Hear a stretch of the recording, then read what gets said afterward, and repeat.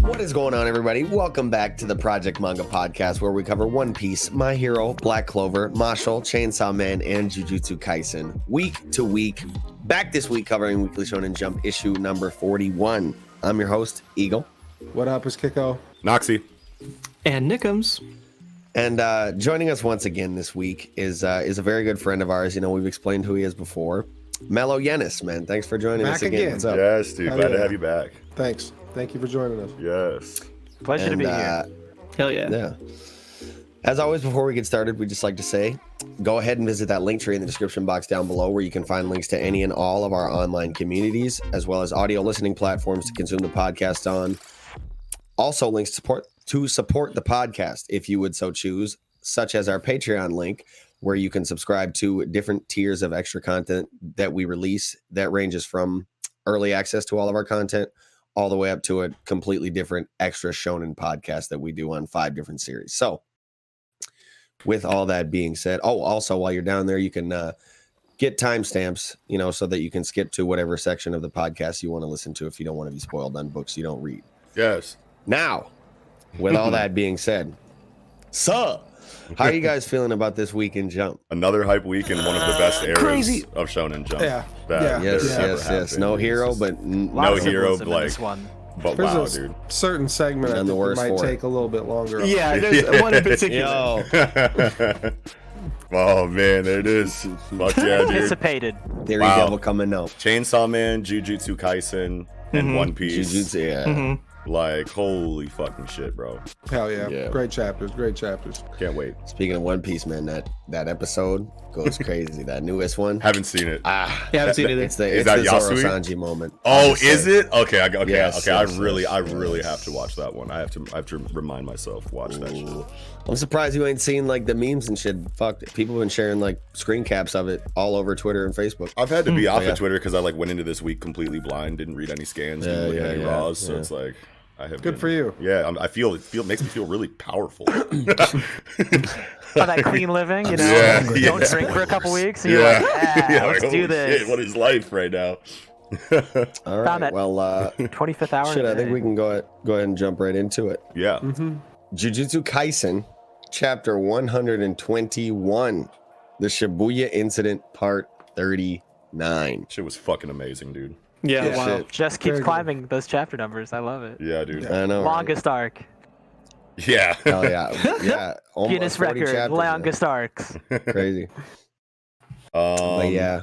Yeah. This chapter was like largely action panels, really. I mean, there was some cool exposition we got on abilities and whatnot, which I'm Yes. sure we'll go into. But Right. this opening bit where, you know, Yuji's rushing in and Mahito just like flicks the little transmogrified like bean at him, and it turns into like a fucking big ass thing. Yes. Yeah. And just, I was a little confused here with the choreography. Like the thing like Yeah. expands and like jabs its head at him, it looks like, Yeah. Yep. and he like ducks it. Mm-hmm. Goes underneath. What happens in this bottom right panel? There's, like, 'Cause Mahito spikes is coming. also- Spikes. There's spikes Look at the coming top out of the spikes. so the part Yeah. that shoots out at him that he dodges. Oh, you can see spikes the spike. come out Yes, shooting yes, underneath yes. that, and he has to like Yeah. combat roll out of the way. But this Yeah. is Yep. really this is cool because like as the, So is that Mahito stepping on Yep, it and yep. forming those spikes? Yeah. I think it's either that he's stepping on it and like forming it, or maybe he could form the spikes from far away too. But I think he was just Oh. stepping on it to like follow up a combo of his own. Okay, yeah. Like after the transfigured like bean expanded, he was going to like jump off of it and maybe like do some other shit. But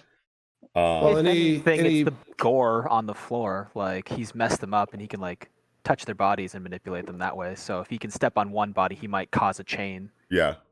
Well, and Oh, he's yeah. he's you know, probably jumping off the top of the whatever curse and he's going behind Yuji. Behind Right. So, Yuji, yeah. yeah. Yep. So it's yeah, probably dual purpose there to add the spikes or whatever. And who knows? Like Nox says, like it could be he could do that remotely. He could have it on a timer. Like, Yeah. there's a lot of things Mahito could do there. But maybe he is literally activating it by stepping on it, and that'd be tight if it was just 1 foot on there to activate it, and then jump off that foot. Like, Yeah.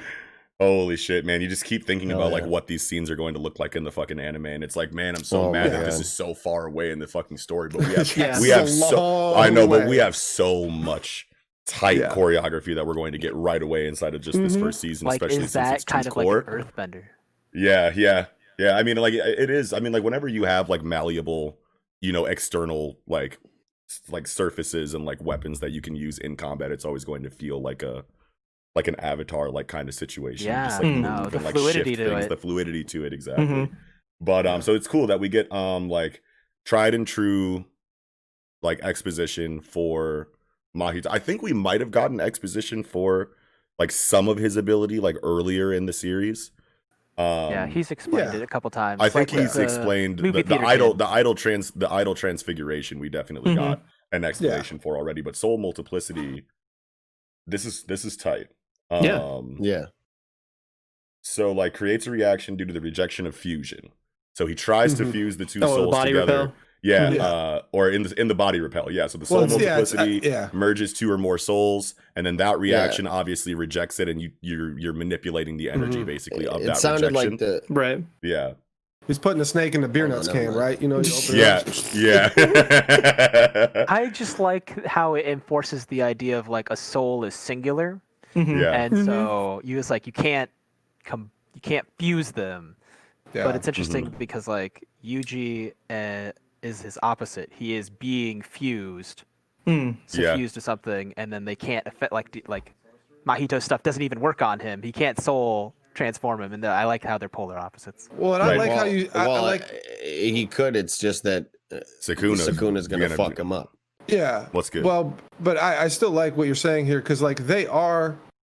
So Mahito is manipulating people, or curses, whatever. People. It's mainly people, right? Like I don't think he actually does it to curse. He prefers to do it with people, like Yeah, he's seeks it out. manipulating people physically now, and now Yuji is manipulating people mentally with his new Right. ability. Yeah. So Body versus spirit or whatever, yeah. Yeah, they seem kind of, like they're supposed to be opposites, obviously, and this is the way. And it's like, because this is Yuji's big bad. This isn't the big bad of the entire story, which is great, I think. I mean, it's hard to say. Maybe he is, but like, it would really feel good to have, separate threats there that Yuji has his own personal threat to get over, which because I was thinking today, I was like, man, who could come in to help, Yuji? We've talked about it a lot. And I started thinking like, hey, didn't he just make best friends with Choso? And Choso and Mahito were kind of beefing at one point. So I don't know. But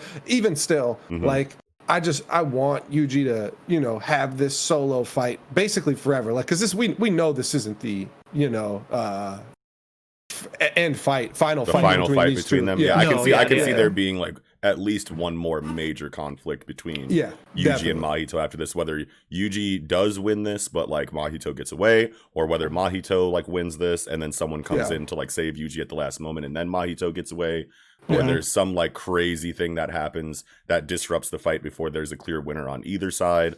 But like either way, I can definitely see this being like the next big step in both characters' development before resetting and then coming back for a real final conflict later in the series. So Yeah. I can definitely see it being like that. Going back to the choreography inside of the shit. First of all, Gege's art in this fucking chapter was incredible throughout. Yeah. Like there's detail in like every panel, like where like an abundance of detail in every panel, where sometimes Gege will like, like trying to maybe focus more of their, depending on time constraints, I would assume, or just like artistic choice in general, they might, put a little bit less detail or use a little bit more white space, you know what I mean, in some panels so that they can really like kill it on the fucking detail in like one double spread or something like that. But you guys get what I'm saying. But in every single fucking page and every single panel there's just so much effort put into this, and especially when it's coming out of the fucking snake and the beer nuts attack like you said, and the fucking big ass head comes with the teeth. Yuji blocking that shit was fucking amazing. First of all, grabbing it by the teeth and then fucking digging into the ground, and then Mahito poking out the mouth of it like boo. Oh my god, it's like everything that we love about Mahito being like shown in this fight with like relatively low amounts of dialogue, even though Yuji tells him that he doesn't know how to shut up in this chapter. Like, you know, like I feel like just like inside of their movements in the combat, you're seeing so much of their of both of their personalities. You know what I mean? And and this is like just as scary as Mahito is supposed to be, like while showing his ability, because it's like I'm getting the same vibes as when he fought Kokichi or Mekamaru. You know what I mean? He busts in the fucking cockpit, like looking scary as shit. It's like we see shit like that, and it's like that's why Mahito is the best. Yeah, it's the Jack Nicholson in The Shining. Yeah, well, and then he has great horror movements for it. Like the popping through the mouth of that attack, like it reinforces that moment of like, hey, you are still like a very supernatural creature, and he's just like, he's the horror movie, right? Like, even in the movie theater, he's just like, oh yeah, I love movies like this. Like, what are you talking about? And on top of that, it shows this level of strategy that Mahito can use, right? Like he can use this popping out of his own attack in his fighting style, right? So like it just leaves a lot of uncertainty on any attack that's thrown towards Yuji's way, like how Mahito is going to use it. And we just know like his ability is maybe the most versatile in the fucking story and can do so much with it that like it's just always like something new, something cool every time. And even if he's going to maybe be able to utilize this technique to jump out on, I have a feeling he's going to use it really creatively, like maybe, you know, not necessarily always coming out of the mouth, but, you know, coming out, especially depending on what he creates too. Like it's you know, if he creates a big fucking, you know, just who knows, like fills literally up an entire room. It's almost like a domain, you know, like since he can't use his actual domain, maybe he just uses, you know, creates a whole fucking space of fucking, you know, transmogrified human that's not technically a domain, but he can basically teleport in and out of it however he wants to. Right. Yeah. That's what I was wondering. You think he can like travel through this flesh essentially as if it were like, you know, space, you know, like teleportation. Do you think it's like do you think it's like open a door here, come out here, like you can put your arm through it and you're still here, or is he moving through it? I think he's legitimately I think he's legitimately just like maybe shrinking himself to some degree so that he can get in and like move like and then like regrowing himself when he pops out, you know what I mean? Sure. Like, I mean, you know, he's a shapeshifter, you know what I mean? So, he might be riding it. Like he might be like shoots it and then it pulls him forward as it shrinks like elastics. Yeah, it's really like his ability is really this series like bungee gum, right? You know what I mean? It's like the most versatile, you know, like technique that I feel like we've seen, and it shows how many steps ahead Mahito has to be in order to fight this effectively. You know what I mean? Like how many steps ahead did he think when he sent the first little bean pod at fucking Yuji that blew up? Then he already stepped on it as soon as it blew up. Then he jumped you know, behind and then he fucking like shot the fucking snake out of the beer nuts at him and rode in through the mouth. Like he probably thought of all of those moves like as Yuji was rushing at him or before in the beginning of the chapter, you know what I mean? Like so like it's really good to see just how high his like combat IQ is in like these kind of situations. Well, it progresses every fight. You know? Exactly. And you just know that his level of progression is going to stay pretty much on par with Yuji. And even though Yuji, like we see in this fight here, Yuji still has the physical upper hand and is going to, and that's why Mahito's going to have to, you know, utilize a couple new tactics or whatnot. But he says, like, I'm about to not grow any bigger. I'm about to just like reinforce my being, reinforce my whatever. This form that I have right now. Yeah, the form that I have right now. Yeah, and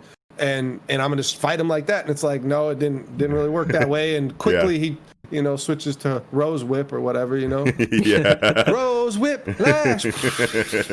Dude, this shit is, dude, when he fucking pulls Junpei out on the finger, weren't we talking about this like exactly. last week? Just talking about this last week. Like he'll use these kind of tactics to like fuck with Yuji's head, but and it's like deep as hell, saying like, you know, you killed Junpei. This is you. Boom. You killed Junpei yourself, which is also the same thing he's saying is like, look at me. I'm you because I'm born of you. Like I am the result of humans like this was all your fault, which is not really you as in you singular you, but you as in an entire, human race. Yeah, that's exactly what I thought too, that he meant by that. But I'm going to attack your psyche at the same time with this, whatever. You're guilty because you're still complicit in like the group human malice that spawned this Correct. curse. Yes, exactly. absolutely. Definitely, very well said. And I think it's cool because like the beginning, the end of the last chapter, like we saw a very angry Yuji. We saw a very like surprised, shocked. We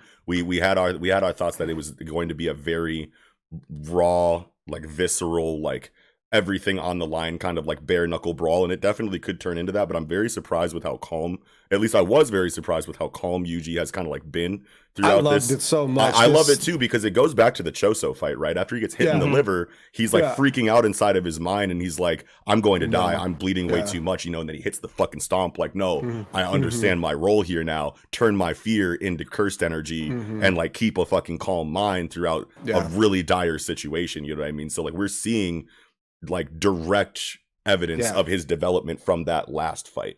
You know what I mean? And it's like really cool seeing him stance up the way that he does. And it's like, especially since with what's happened thus far, right? Like, cause you could totally see it's like, okay, in the Choso fight, it's like he's just doing it because like, even though he states this in this chapter, but it's like, I'm developing as a jujutsu sorcerer, right? Like this is what I'm supposed to do in this fight. So I have to like overcome this. And that's what happened in the Choso fight. But like this one, he's doing the same thing, but he's also more so, like more traumatized. overcoming. Yeah, more traumatized. I'm overcoming the Sukuna shit. I'm overcoming the Nanami shit. Now you want to throw Junpei in my face. Yeah, so exactly. like it's like I really, like I gotta prove to Nanami like his sacrifice wasn't in vain. So the like first stage of grief, anger. Like he is angry, but he's still focused because his whole like being is in survival mode. Right. And so like it's still expressing that in a very narrow point. Eagle, you seemed like you had something to say. Oh yeah. I didn't. Yeah, I think he was trying to express a face. Yeah, he was trying to get in there like I feel like a couple minutes ago, and we were just like you know what I mean? But maybe I did. But if I did, I forgot. Yeah. You got to express a face. Okay, so we're finally getting a confirmation of and we can go back into the choreography surrounding this too, but I just want to bring up the confirmation of it was about him cracking him in the face with the fucking blade. Yeah, like it's coming out of like his wrist. It's like or the top of his hand, kind of. It's like a bone blade. It's like a blade that comes out. It's like Baraka, but only like 6 inches. Yeah, exactly, like Baraka. That's perfect. Yeah. But that was one hell of a panel, bro. He cracked his shit. I was like, oh my goodness gracious, that's wild. And I thought it was just a fist. Shatters. Yeah, I thought it was just a fist. But then afterwards, when you see that it's like bladed, and it's not like bladed, but it's just like an extra thing that's like flat on the end. So it's like a brass knuckle almost. Yeah. It's like when they like kill cows with like a pole, like a thin blunt pole. Oh my god, I didn't even know that hydraulic.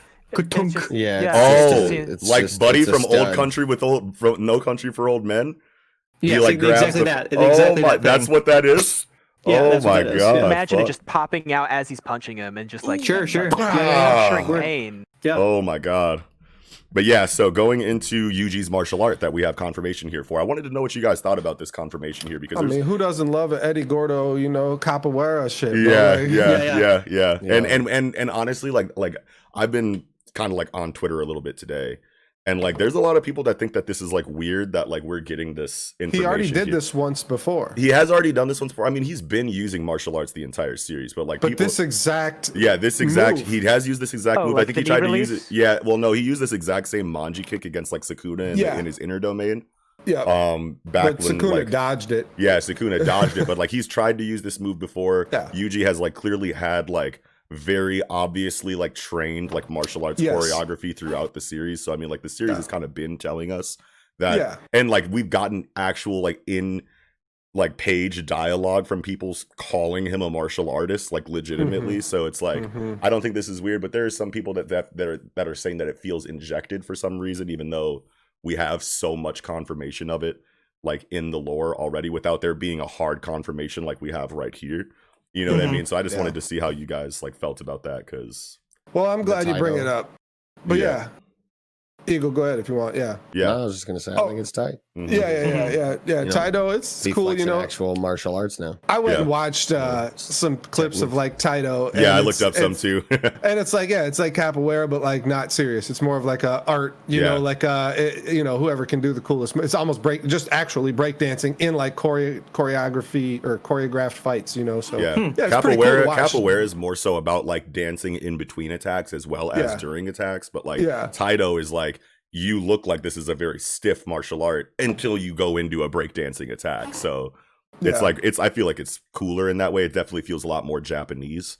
You know what I mean? Yeah. But yeah, I can see why people think it's injected, because like as we've said, he's been doing this style, this whole, you know, manga, right? So like it's not new that he's doing capoeira-esque moves. Yeah. And so why name it now? You know what I mean? I guess you could say, like, why call it out now? Yeah. I think the name is important. Well, I think it's because like we're just like getting like we're getting more and more of Yuji's origin from before the start of the series peppered in throughout the series, and now we're getting like strong confirmation of like things that are definitely a part of who he was before chapter 1. Because like a lot of people are saying like, well, when did he have time to train this martial art? And it's like, bro, he didn't just spawn as a human at 17 years old in the first chapter of this fucking story. Like he had a life before this fucking story started. You know, just because we don't have like like his entire backstory fleshed out before you even get to know him like, as a person in the real like start of the story, like doesn't mean that he didn't have a life before this. You know what I mean? Like, yeah, and I don't know if it's me just maybe being a little presumptive, but it's like maybe it's just old guys in manga, but the grandfather definitely looks like a martial artist to me. Sitting on his deathbed, he still looked like a martial artist. And I just really, you know, feel like I was saying last week with the theory, or maybe that's 2 weeks ago, it was last week, you know, the theory that his grandfather is the one that actually cursed him and made this ability develop. And I think the memory ability. The memory ability, by saying that you have to die with people surrounding you and, you know, like all that stuff, and like just do good and affect the people around you. But aside from that, I just really think because I was saying that maybe I'm taking it back as far as like he's from like a Jujutsu family. I still actually think he is from a Jujutsu family now with this, because I think that he has like a heavenly restriction on him where he can't ever have like a functioning real technique, but he can still use Juryoku, and he can still, and he's going to be high physical capability where he can use the base Juryoku techniques. So it's like not quite Maki, not quite Toji, somewhere like in between. Yeah, like Mei-Mei. Yeah. But I mean, but Mei-Mei still has Bird Bomb. But like, but like she doesn't have like an in-combat technique that she can use throughout the course of the fight. She's just taijutsu with the axe until she wants to rely on the Bird Bomb, like at the end of the conflict. Exactly, and it's like with Mei-Mei, the Bird Bomb's probably passed down in her family. But I think that Yuji's curse with his grandfather here, like I think that actually is what is developing the ability. But I do think that it just makes a lot of sense for him to have, like, because he's the only one we see with this much physical prowess, except for actually Toto too. Now, Toto's strong. Other than Maki and Toji, of course. Like Maki and Toji obviously are the two top, ones. But Yuji, Black Flash, I mean, it's just like, okay, you've done Black Flash, like 4 times in a row already, you know, and that's like the second unheard most. I mean, didn't Nanami do 4 or 5 or something like that? I think he hit like 3 in a row, and then Yuji like exceeded that against Hanami. Okay. And that's, go ahead. There's something to that for sure, though. But go ahead. I think that the grandpa is actually like an exile of like a shaman family. Yeah, exactly. It's like raising him in secret. It's like, hey, you've got like some defective thing, or you're like got like some sort of like demon thing. We bind it into you. That's why you're kind of like apathetic, but you have like we've strictly told you how to like comport yourself, what is good, helping people, having like this sense of duty. We've ingrained that into you because you didn't have it naturally. And that's why he's like super angry whenever he feels like he fails meeting any of these standards. I think the name of the attack is really important because like Mahito manipulates the souls. The M.A.N.G.A is the map of souls in Buddhist mythology. That's right. That's like the reverse swastika, icon. It's the compass for the soul when they reincarnate and die. And so he's like doing that, and so I think that's why it's mostly poignant, because like it also works with Sukuna, who is like influencing the course of the direction of his soul. Yeah. Sure. Eventually, like. Yeah. Oh my God. Those are the two people that he does it to. Yeah. Like the only people that can affect yeah. his soul, and so there's that. One thing with the grandpa curse, I think this won't happen. They won't be buddy-buddy. Yeah. It'll be an inverse because the questioning has been inverted, where Yuji asks a question and Mahito answers honestly, and they recognize a truth within themselves. And it's like, I hate that about you. Sure. You answer me honestly, I reject it, and that's all it is. But it's an opposite in all the other questions that like Choso and like Toto, yeah. Toto did, yeah. Yeah. Oh, that's really interesting, huh? Yeah, it is. Another thing that I just remembered right now. So shout out to Shads on Twitter. It's our homeboy, like our Twitter homeboy, like that's really big into the Jujutsu Kaisen and My Hero Academia scene. But he had a tweet that I saw earlier today that was so fucking cool. So like when we see this M.A.N.G.A kick against Sukuna in the inner domain back in like volume 2 after Sukuna kills Yuji.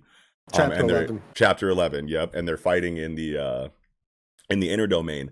He had that panel of Yuji trying to hit Sukuna with the M.A.N.G.A kick right next to the M.A.N.G.A like symbol, like on the tweet. And the way that their bodies like were shaped formed the fucking like the M.A.N.G.A like crest. Yeah, like just like the way that like the way that like Sukuna's arms are like this, and then like the way that Yuji's leg is like coming. If you go look at it, it's really fucking cool to see that. But that's awesome. That's awesome. Had to shout him out on that. Yeah. So I have an interesting theory I had reading this chapter or whatever. Yeah. Related again to the the grandfather curse or whatever. So I want you all to scroll to page early on, like say page 5, right? So this is right after like he's blocked the mouth attack, right? Yep. And he's surprised as Mahito's coming out the mouth. And on this bottom left panel, we have the gray overtones and this spark kind of like bubble being like, whoa, I'm surprised, right? Yeah. All right, so now fast forward towards the end of the chapter to page 18. Yep. Bottom left. Same thing. But now there's gray and a line, right? A line. Now go back 2 pages to three. No, wait, where are we at here? Page 12.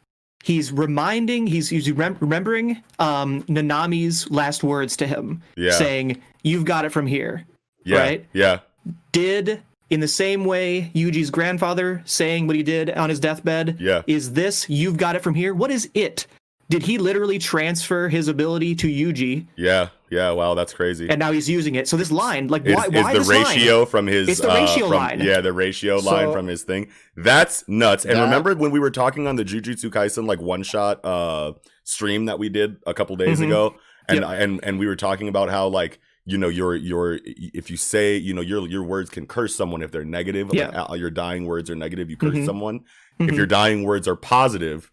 Does that give like if your last words are positive reinforcement? Does it give like a blessing or does it give positive energy? You know what I mean? Because we just saw Maharaga using positive energy. You know what I mean? So like, is Yuji getting an extra like kind of energy? Like maybe not like maybe Minami's not a vengeful spirit, but he's like a whatever the guardian angel. Guardian angel. You know what I mean? Like type thing and like bro. The line obviously in the panel we see doesn't have the cross stitches, right? Yeah, it doesn't have the cross stitches. But it is. We are looking at Yuji's eye, right? Yeah. So from Yuji's eye, when we've seen Nanami use it before, the cross stitch line has been on the enemy. Yeah. So, but at the very end of the day, you have to ask yourself, why is it this line and not a standard like like a spark like I'm surprised bubble. I think I know what it is. Okay. I initially took it as Eagle, the you ratio. go first though, because I initially took it as the line, the ratio line as well. But after the next page, I thought he kicks him with the right leg, and then that line goes across his face. And in the next panel, it's a whip. The whip is coming up. That was the whip about to slice his face. About to slice his face. Yeah. Yeah, it could be. Definitely could be. You can see him pulling his leg down and dodging out of the way of it in that panel. Yeah. No, I certainly agree that like he also in the very next page like preempts or sees has very good reflexes against this whip or whatever. I just think it's interesting. It definitely is interesting. Yeah, could potentially be foreshadowing. There's a lot of these panels in this chapters. So right on the first page, the bottom one has 2 eyes, but it's still very similar. On the very first page, the bottom panel is 2 eyes of Yuji being surprised. The next page, 2 bottom panel and 2 is 1 eye there. Like there's just a lot of those. Page 5 again with the one that you were talking about. I mean, it just adds more immersion to the combat choreography because you're seeing the character notice an attack incoming, and so like it makes his reaction a tenth of a second to dodge that. Personal. Up close, intimate. You can see without any kind of dialogue exactly what these characters are thinking before we even see the action of them making their next move. You know what I mean? Like like if you really go back through the chapter and like really analyze it, you like all of the choreography makes sense because like okay, he's noticing this here, dodges it in the next panel, noticing that here, dodges it in the next panel or blocks it in the next panel. You know what I mean? It's almost as if he was reading their moves like a martial artist. Yeah, dude, I just don't understand why people think that that's so fucking weird. It's like, look at One Piece, dude. We didn't get the fucking Luffy flashback of his time before the fucking story until like chapter like 700. Yeah, you know, 600, 600, chapter 600, whatever 620. Is, you know what I mean? It's like these characters like had lives before the story started. Like why is that so weird for you to like think that he was trained in martial arts before he met Gojo? And maybe obviously he fucking did. Yeah. Maybe I'm off base here, but like in Japan, like isn't like martial arts training just kind of regular like baseball and shit? I mean, they play baseball in Japan. Yeah, there's martial arts clubs. Yeah, exactly. There's martial arts Kendo clubs. club right in fucking school. Exactly. Yeah. That's what I mean. Like it's like it's not weird. Everybody, you know, somewhat of a martial artist in Japan. Like if you're gonna raise your kid as you know, like you're gonna go to a dojo at fucking 6 years old and get him in there just for discipline. Yeah, all that shit. Yeah, and we're probably gonna get a flashback to like Gojo and like Yuji actually talking about this martial arts form that Yuji's using here inside of Taito because like we have like dialogue like back when fucking when Gojo was first explaining the difference between cursed energy and cursed technique, right? Like he was like, you don't have a cursed technique, so you're just going to have to impart the energy that you're getting from Sukuna's finger into your martial arts. You're going to have to incorporate your cursed energy into your martial arts, and you're just going to have to make do with that. Like he literally uses the word martial arts. Like when he has that conversation with him, like martial arts isn't just throwing fucking like haymakers and knees. You know what I mean? Like you don't just say martial arts if you're not a martial artist. You know what I mean? Like time passes throughout the story where like you just expect like training to be off screen, right? Like people thought Yuji was dead for how long? Well, Megumi and fucking Maki and all them were training, right? Getting ready for the shit. So what was Yuji doing during that time? Yeah, we got like he wasn't one hanging panel. in that birthday cake the whole time. We got like one panel that showed movies and shit. He was watching. It's been 3 months. This is very stale. Oh, dude, what if Yuji's a muscle mimic? And like he was watching like kung fu movies, like down in that basement with Yaga's fucking doll, and like that's how he. Movie. Yeah.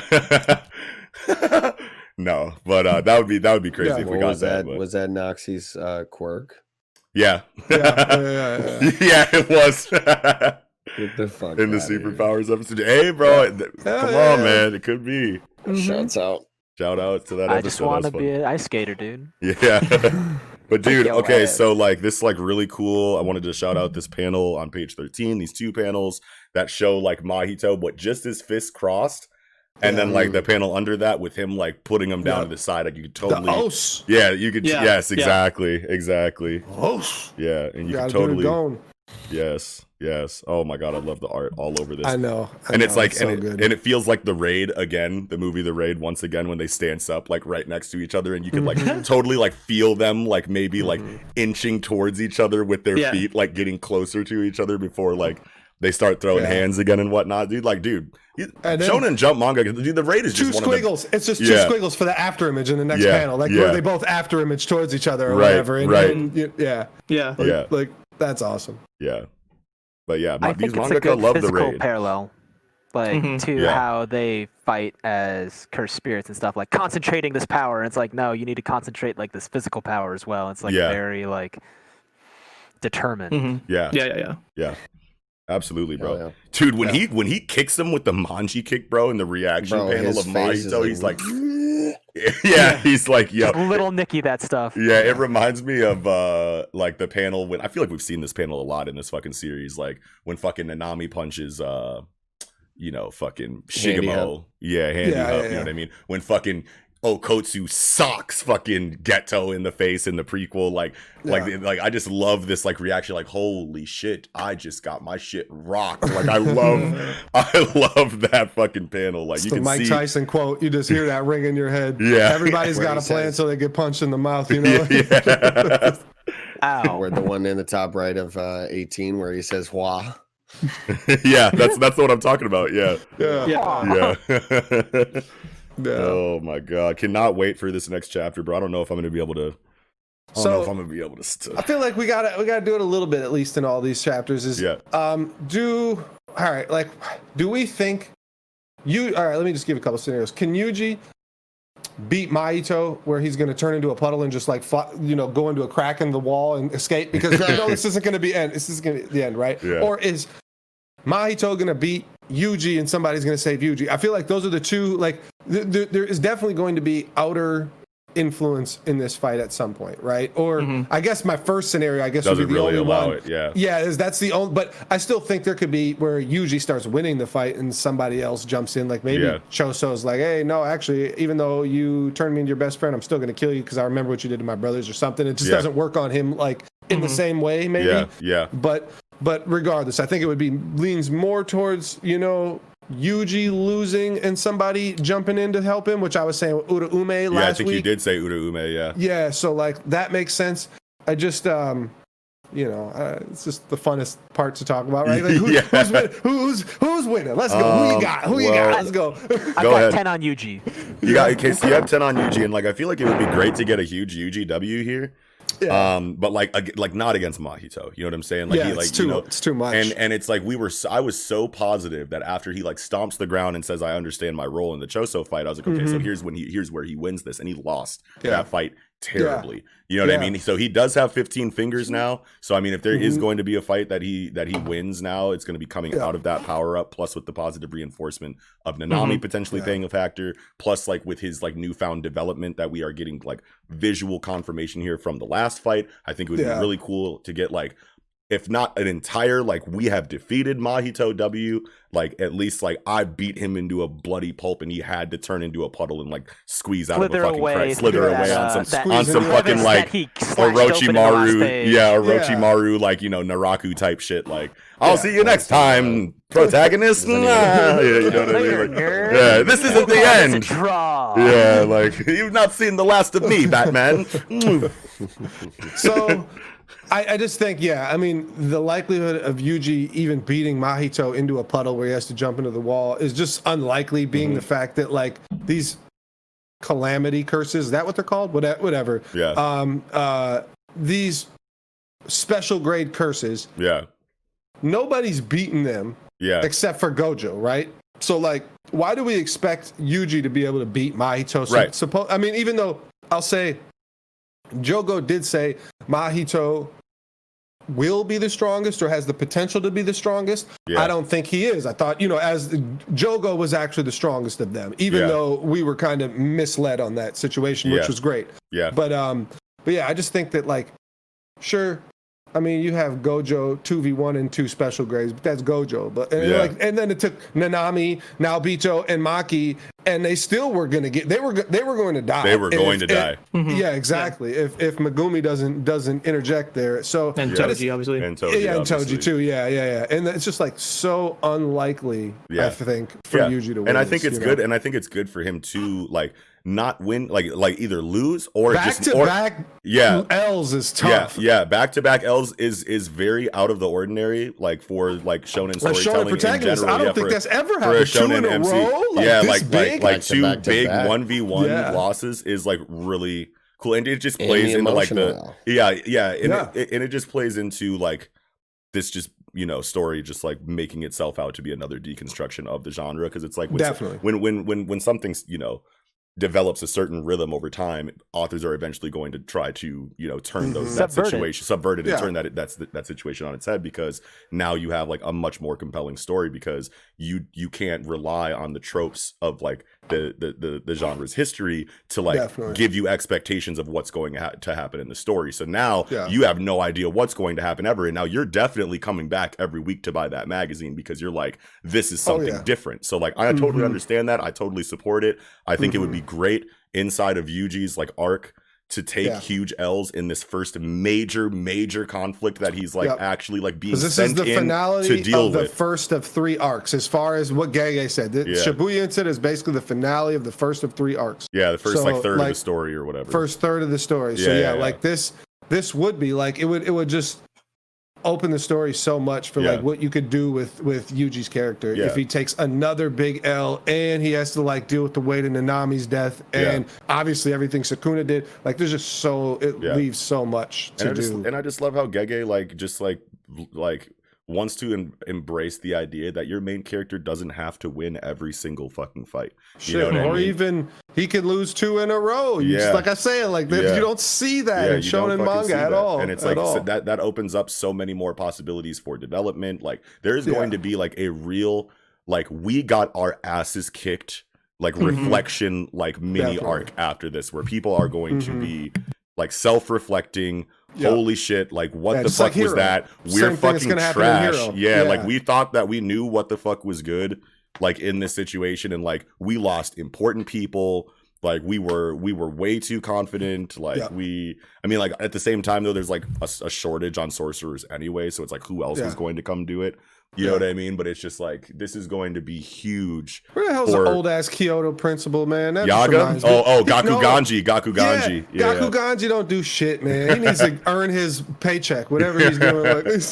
Like, I want to see a rallying like recruitment arc after this. Like, after this, like, hey, our numbers are thinned. We need to recruit people, and then maybe part of people from like other Brain countries? Boys, Brain Boys faction might like infiltrate. Exactly. Like, yo, we just got our asses kicked. We're those 2 kids. We're gonna like fuck those guys. You know, like all right, kid, I could keep them under watch. I could totally see a recruitment arc, like going into like even during that recruitment arc, the self-reflection, you know, like character development, like character focus, like on like psychology and whatnot. I could totally see like a psychological like reset and you know just like outlook on like how people feel about this arc afterwards while going into a recruitment arc of some time, because I could totally see them being like, all right, look, we got whooped really bad, Gojo is gone, we need more sorcerers in our faction because this conflict is not over, and even if it was, Gojo's still gone, so there's going to be more of this kind of shit happening, so like we need more people, you know what I mean? Like we can't just be casually understaffed as if Gojo was here, you know what I mean? So I would love that direction. Definitely, I would. Want to see if it ends up as like a Pyrrhic victory between Mahito and Yuji. Like he wins, but it's like he's useless for the rest of it, or maybe the ceiling is completed or something. Oh, like the ceiling of Gojo, you mean? Yeah. Done everything right. You've beaten your opponents, but you still like lose too much to really consider it a true victory. If it's gonna happen, it's gonna be in this story right now. I've never in a story like this where you have a character like Gojo sealed. Like I just never ever. In a story with a similar situation to this, I was always sure that character would escape. And I am not sure Gojo is getting out of the seal. And at least this arc, he could go like that whole Act 2 sealed, right? And not get out till Act 3 or something. And that would be wild, epic bro. As fuck, that would be crazy. Like maybe the prison gets lost. Like someone's just like, no, if we can't have it, nobody does. Find the prison realm arc. Yeah, throw it up and like Dragon Ball scatter across that earth. Or the jewel shard, the sacred jewel shard. Shikon jewel, Oh Find the 9 eyes of this box. Holy shit, bro. Open it up. I think I'm good though. Yeah, me too. That's all I got. I think that was an extensive. I want to get to this chainsaw, man. Well then, with that, we can probably go ahead and get right into chapter 84 of Chainsaw Man, Hero of hell. Go ahead, Coco. Yes. What a fucking chapter! I mean, I don't know if it should be me first. I mean, okay, how about let's just look at the chapter here, so I could talk Don't about be something right at the nice. beginning. No. Well, no, just but right at the beginning, like, didn't you think Kishibe was like dead with how he? Yeah. I thought like Kishibe was out of here at first, like, all right, but no, he's fine and well, asking questions and shit right after this, like no blood on his face. That's not Kishibe. That's not Kishibe. I was like, wait a minute. Bugging. Minion A. Yeah, Minion A. Yeah. You're right. We're You're all right. like, huh? Okay, I was see. like, wait a minute now. It looks like him a lot though, don't it? I don't know. I'm looking Until for the you scar. see the blood coming. Well, that's the thing. Like, I just assumed like all that blood was for the devil because I didn't think that any of these other guys survived. I didn't think that any of the other guys survived. Yeah. But yeah, okay, that makes sense. Good. Well, he did try and give it. Well, yeah, he did give it to the Hell Devil, and then the hand came out like you brought up. Yeah. Hand took Denji to hell or whatever. That's the thing too. It's just like I just didn't feel like that was okay. It felt like more of a worthy sacrifice for Kishibe to give it for this to happen. Because it's like you give 270 million years for like a minute of Gun Devil, and like this is all you got to give to smack somebody into hell. Like it doesn't seem like that, but maybe it was the fact that the dude was dying, and maybe that's like I don't know. Oh, I think. I mean, guess like, probably what happened is you smack one person into hell as opposed to slaughtering hundreds of thousands, millions of people with the devil. Yeah, and I think like what happens everyone within a certain age bracket, like that's pretty big deal. Like that I feel like the sacrifice scales properly with that compared to this. But it's just I think the sacrifice was already queued up. And then Denji interrupted it, and then what this guy did was just heal the Hell Devil back up, so he could let him do it. To let him do it. Yeah. Yeah. Okay. It just feels like if that was the case, why didn't the hand just come right from the beginning and smack him into the shit right from the beginning? Yeah. Because in the case of this convenience store, there was no centaur, four horsemen, Hell Devil man that came. It was just the hand fucking smack him all into hell. Yeah. Yeah. But it's just so cool that we're getting this chapter. Like the main thing that I wanted to say about this chapter is that we're finally getting like so much exposition of like Makima's like character that we've been asking for the entire time. And it's just all at one. Like it's not all. Like there's still a lot more about her that's unanswered. Yeah, and how much of this is true? How much of this is true? But it's just crazy in a story like Chainsaw Man that like would rather show you than tell you things. And especially when it comes to like mysteries like that are like really important to the story, like Fujimoto definitely wants to keep those like if he like I always thought that if he was going to give it to us, it would be like peppered in like slightly like here and there, throughout. But like to just get a whole page of Makima just spilling the beans, if we can trust it, is just a really big deal inside of this story. So go ahead. She's a great unreliable narrator. Yeah. Right? Sure. Like, I still think it's set up. Like, me too. She has to convince people she's playing that she's everybody. bigger than them. Yeah. As opposed to I can kill people that are bigger than me, because she builds it up. It's like, hey, I've got all these people. There's no point in killing me. I'm invincible. All this stuff, like a previous episode, like the one that I guessed on last. Yeah. I'm going to kill power. I'm prepping it up in your mind for you to believe it. Like, yeah. And it's just questionable.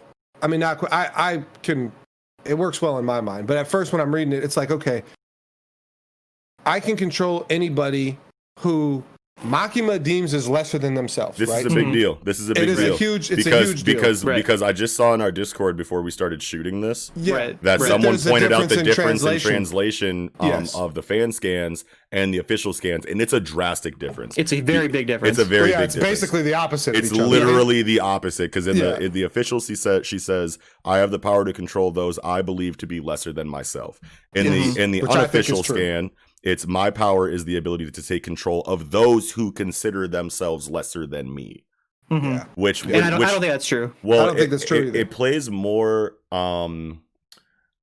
Honestly, if that was the case, she'd have been controlling Denji like exactly. That's the biggest argument, because Denji has always thought himself to be lower than Makima. So that invalidates that right away. The thing that I can poke a hole in on that is that controlling Denji isn't controlling Chainsaw Man. Like they're a hybrid. There's two beings to control. Exactly. And being that Makima does the Chainsaw Devil in this scenario, does the Chainsaw Devil think that they are lesser than Makima, the Control Devil? I wouldn't think they would, but that was just devil's advocate because I do agree with Viz translation on this. This pains me to say. I'm just kidding. No. But yeah, I think that with these types of things, you should go with the official. Like, and until somebody proves to me otherwise, this is where I'll go with the official. If you want to like omit fucking, Mimawari Gumi, like that's kind of egregious. I don't like that. But like, that's not something like this where it's like, you have to pick a side and you gotta stay. And it's like, I'm just gonna have to go with the official and say that I think it's Makima thinks and I think it's subconscious that even Makima, as strong and crazy as she is as a control devil, she knows she's Kishibe's lesser as far as in their special forces in devil hunting. If it's just one tiny aspect and it's subconscious, she can't overcome that, I think she would have controlled Kishibe by now if she could have. Yeah. Right? See, that's the interesting point because I think that is the big open like issue with like wouldn't Makima consider herself to be better than Kishibe? And I think you do what you described there. I think is a good explanation, like an out, like it must be better in all respects. Yes. But I also think it's possible that she is so unthreatened by Kishibe that she doesn't need to control him. There's no need. Yeah. She's and why is she even talking to him? Why is she even talking to him right now? Exactly right. It might be better. It might be better to not control him with her power and use whatever powers of persuasion to get him to do other things because there's probably some kind of like trade-off there. Like if you're using your power to control somebody and they do something, it's like disingenuous and doesn't hold like the same weight maybe for some reason, or just like you're saying, like Kishibe not being controlled, like she just could just be, I just don't need to, like he's not part of my plan basically. It's not part of my plan to control him, but I still think it's she can't control him for some reason just because like why not? Like, or if she can, maybe if she can, exactly. I was literally just about to say, maybe she like has a limit as to how much she can control, and Kishibe is such a little threat to her that she'd rather not waste the resources. That's fair. Yeah. Or potentially, as the Lady Quan Chi girls said, like he has nothing to give, right? Yeah. So maybe there needs to be something to give, to have something to control potentially, right? Like I think there's a lot of like little outs you can find as to why. I think it's because he's a skeptic. Yeah. Him, like if her power is about getting one to believe in her. Yeah. In many forms. Yeah. If a skeptic is the thing, he might be the one person that's like, I'm calling your bluff every single time, and maybe actually be able to hurt her. Well, maybe it's his degree of skepticism because Aki was becoming very skeptical of Makima throughout the series too, and she still got him. And Angel, Angel, and hard to like get him back under her sway though. Yeah. Like, it's like, hey, take care of a cat. Here's the apartment. Here's power. Yeah. And just like they softened him up. Yeah. There's that too. It's like, you're taking off like the old man. You're becoming too much like him. I need to reel you back in. Kishibe was just not having it, no matter what, every single time. Like you could tell, he was just like, "Fuck this." Yeah, I think it's either she can't mana pool wise or some reason. Like I just need X amount. Like I need to divert all my energy to controlling. The squad that she just showed us last chapter. Yeah. Like I need everything, and what I'm going to need for Chainsaw Man ultimately, if I can beat him, since she says, like I need to control him is the ultimate goal. And it's maybe it's because of those limits that we're talking about right now. That is the reason why she feels like she is not above Chainsaw, because Chainsaw obviously is in his like rawest form right now, and so there is probably credence She's a to fan. The fan. I think Vanilla just takes it anyway. End of the story. So creepy though. Yeah. Like, but we were talking about is she telling the truth or not, right? You're right. So I think that's the one aspect of what she's talking about that is true. Like she knows that she has these limits. Like we're theorizing right now, she has a mana pool, or she has a limit as to like how much she can do. And Chainsaw Man is obviously someone who can go into hell and leave moments later after killing everybody. Makima, I mean, it was the Darkness Devil. I mean, like, would Makima be as effective in there if the Darkness Devil wasn't there in this exact same situation? Would she just go in and explode everyone and then jump back out of hell? I don't know. I wouldn't put it past her, but I doubt it. But like Denji literally just went back to hell and walked the fuck back out. So it's like, Well, because I think what you're saying here too is like Control Devil is clearly not a combat type, right? Like Control in general is not a combat, right? Like it's a psychological combat. Yeah. But like it's not a physical combat. So yeah, you couldn't dump her into hell. And obviously we got the explanation here on why she can't die is because she has a contract with the prime minister, and anytime she gets hurt, it's going to be transferred into an illness or a death of a Japanese citizen, which makes a shit ton of sense since we already saw Bill Clinton do it to the American people. So like that, plenty sense there. But yeah, the big thing though about her being Chainsaw Man's fan, just that makes so much sense why she was never able to control him. And I think that now she has like a pseudo control over him because she has now control over Denji. And here's the kicker is that we get it in the title. Chainsaw Man, sure, he's the Chainsaw Devil, but I believe he's actually the Hero Devil. And that all these, like, think about like how scary he looks and how much like collateral damage he caused in the cities. And like people never had an unfavorable thought about him. Like they always just like instinctively loved him. Like he was a hero, right? And it makes a lot of sense that he can now eat evils and kill them completely, erase their memories, erase them from history. Oh my god! Right now. And look, he's got like the Kamen Rider style, and he's got the fucking, and he's got and he's got the fucking hero fucking scarf going on. He literally is the hero devil, and that's why he is the devil that all devils are scared of the most of him. Like who would else it be? Like the hero devil. It's got to be like he is literally the hero. That is so fucking cool, dude. But people aren't afraid of heroes. That's I mean, like, what I was gonna say. He certainly devils are afraid of heroes. Devils being scared can create a devil, right? Yes. And I don't think it is that all devils spawn from human fear about things. Yeah, but that doesn't mean that after humans have X amount of devils that have spawned because of their fear, that now all those devils fear a hero. Yeah. And I don't believe that Chainsaw Man started out being the hero devil. I believe he was actually a chainsaw devil in hell, just tenaciously fighting, killing everybody, and people just grew scared of him. And like, that's what he, like this guy is that crazy. And he was fighting for, I don't know, some kind of justice within hell, or maybe just to protect himself or whatever it is. But I don't think human is like, I don't think a it has requirement. to. Yeah, I think it's just a culmination. Devil. Yeah, I think it's animals are scared of darkness, and darkness is a primordial fear. It's just a culmination of a shared fear of some concept. Definitely. Regardless and eventually of you will have have devils that they own have their own consciousness, which count towards the voting. And here's why Makima can control Denji, because. Or not Denji, Chainsaw Man, because she can't control him with her power because she is his fan, and I do believe that to be true. But she can control him because she has control of Denji, which is one half now, and she's yelling, "Save me, Chainsaw Man!" And the hero devil automatically responds to calls of distress. Automatically. Wow, dude! Yo, I love that.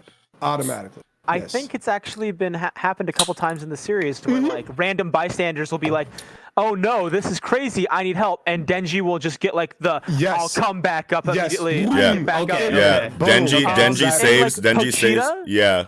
Pochita is like man's best friend. He's exactly a dog. He's something loyal. Yeah. Exactly right. Lassie is like dogs are heroes to mankind, right? Like I just thought of Lassie immediately. It was just like. Tintin, go! Yeah, Rin Tin Tin. Yeah, exactly. Wow. There's so many fucking hero dogs like within fucking media like that. Shiloh, the detective. Exactly. Like, dude, you can't. Clifford the Big Red. No, that's not it. That's a kaiju. McGruff. If you want he's a kaiju. McGruff, the crime fighting dog. McGruff. Evil Dead. Evil Dead is about a guy with a chainsaw for a hand. Fighting all of the devils of hell and all of evil. Wow, Ash from Evil Dead. Okay, so look, we have seen like this hero idea is fucking spectacular, bro. I love this. And this might be my favorite thing that you've ever said in this segment. And we have such subtle hints leading up towards this throughout the series. Like he saves the fucking girl on the train when he's fighting the Katana Devil. He fucking like all the people got when Peter Parker Spider-Man moment, right? Yeah. Where the people when he's fighting Aki on the train, come to him or on the train, but then like the people and Aki too, the people come like just naturally too, and like this is a monster destroying your two monsters destroying your city. Like no one in superhero comics like ever like unless it's an established hero. Like if there are two like superpowered beings fighting, the innocent bystanders hate both of them. They're like, fuck both of you. Like what are you doing? But like like I don't know who's good, who's bad.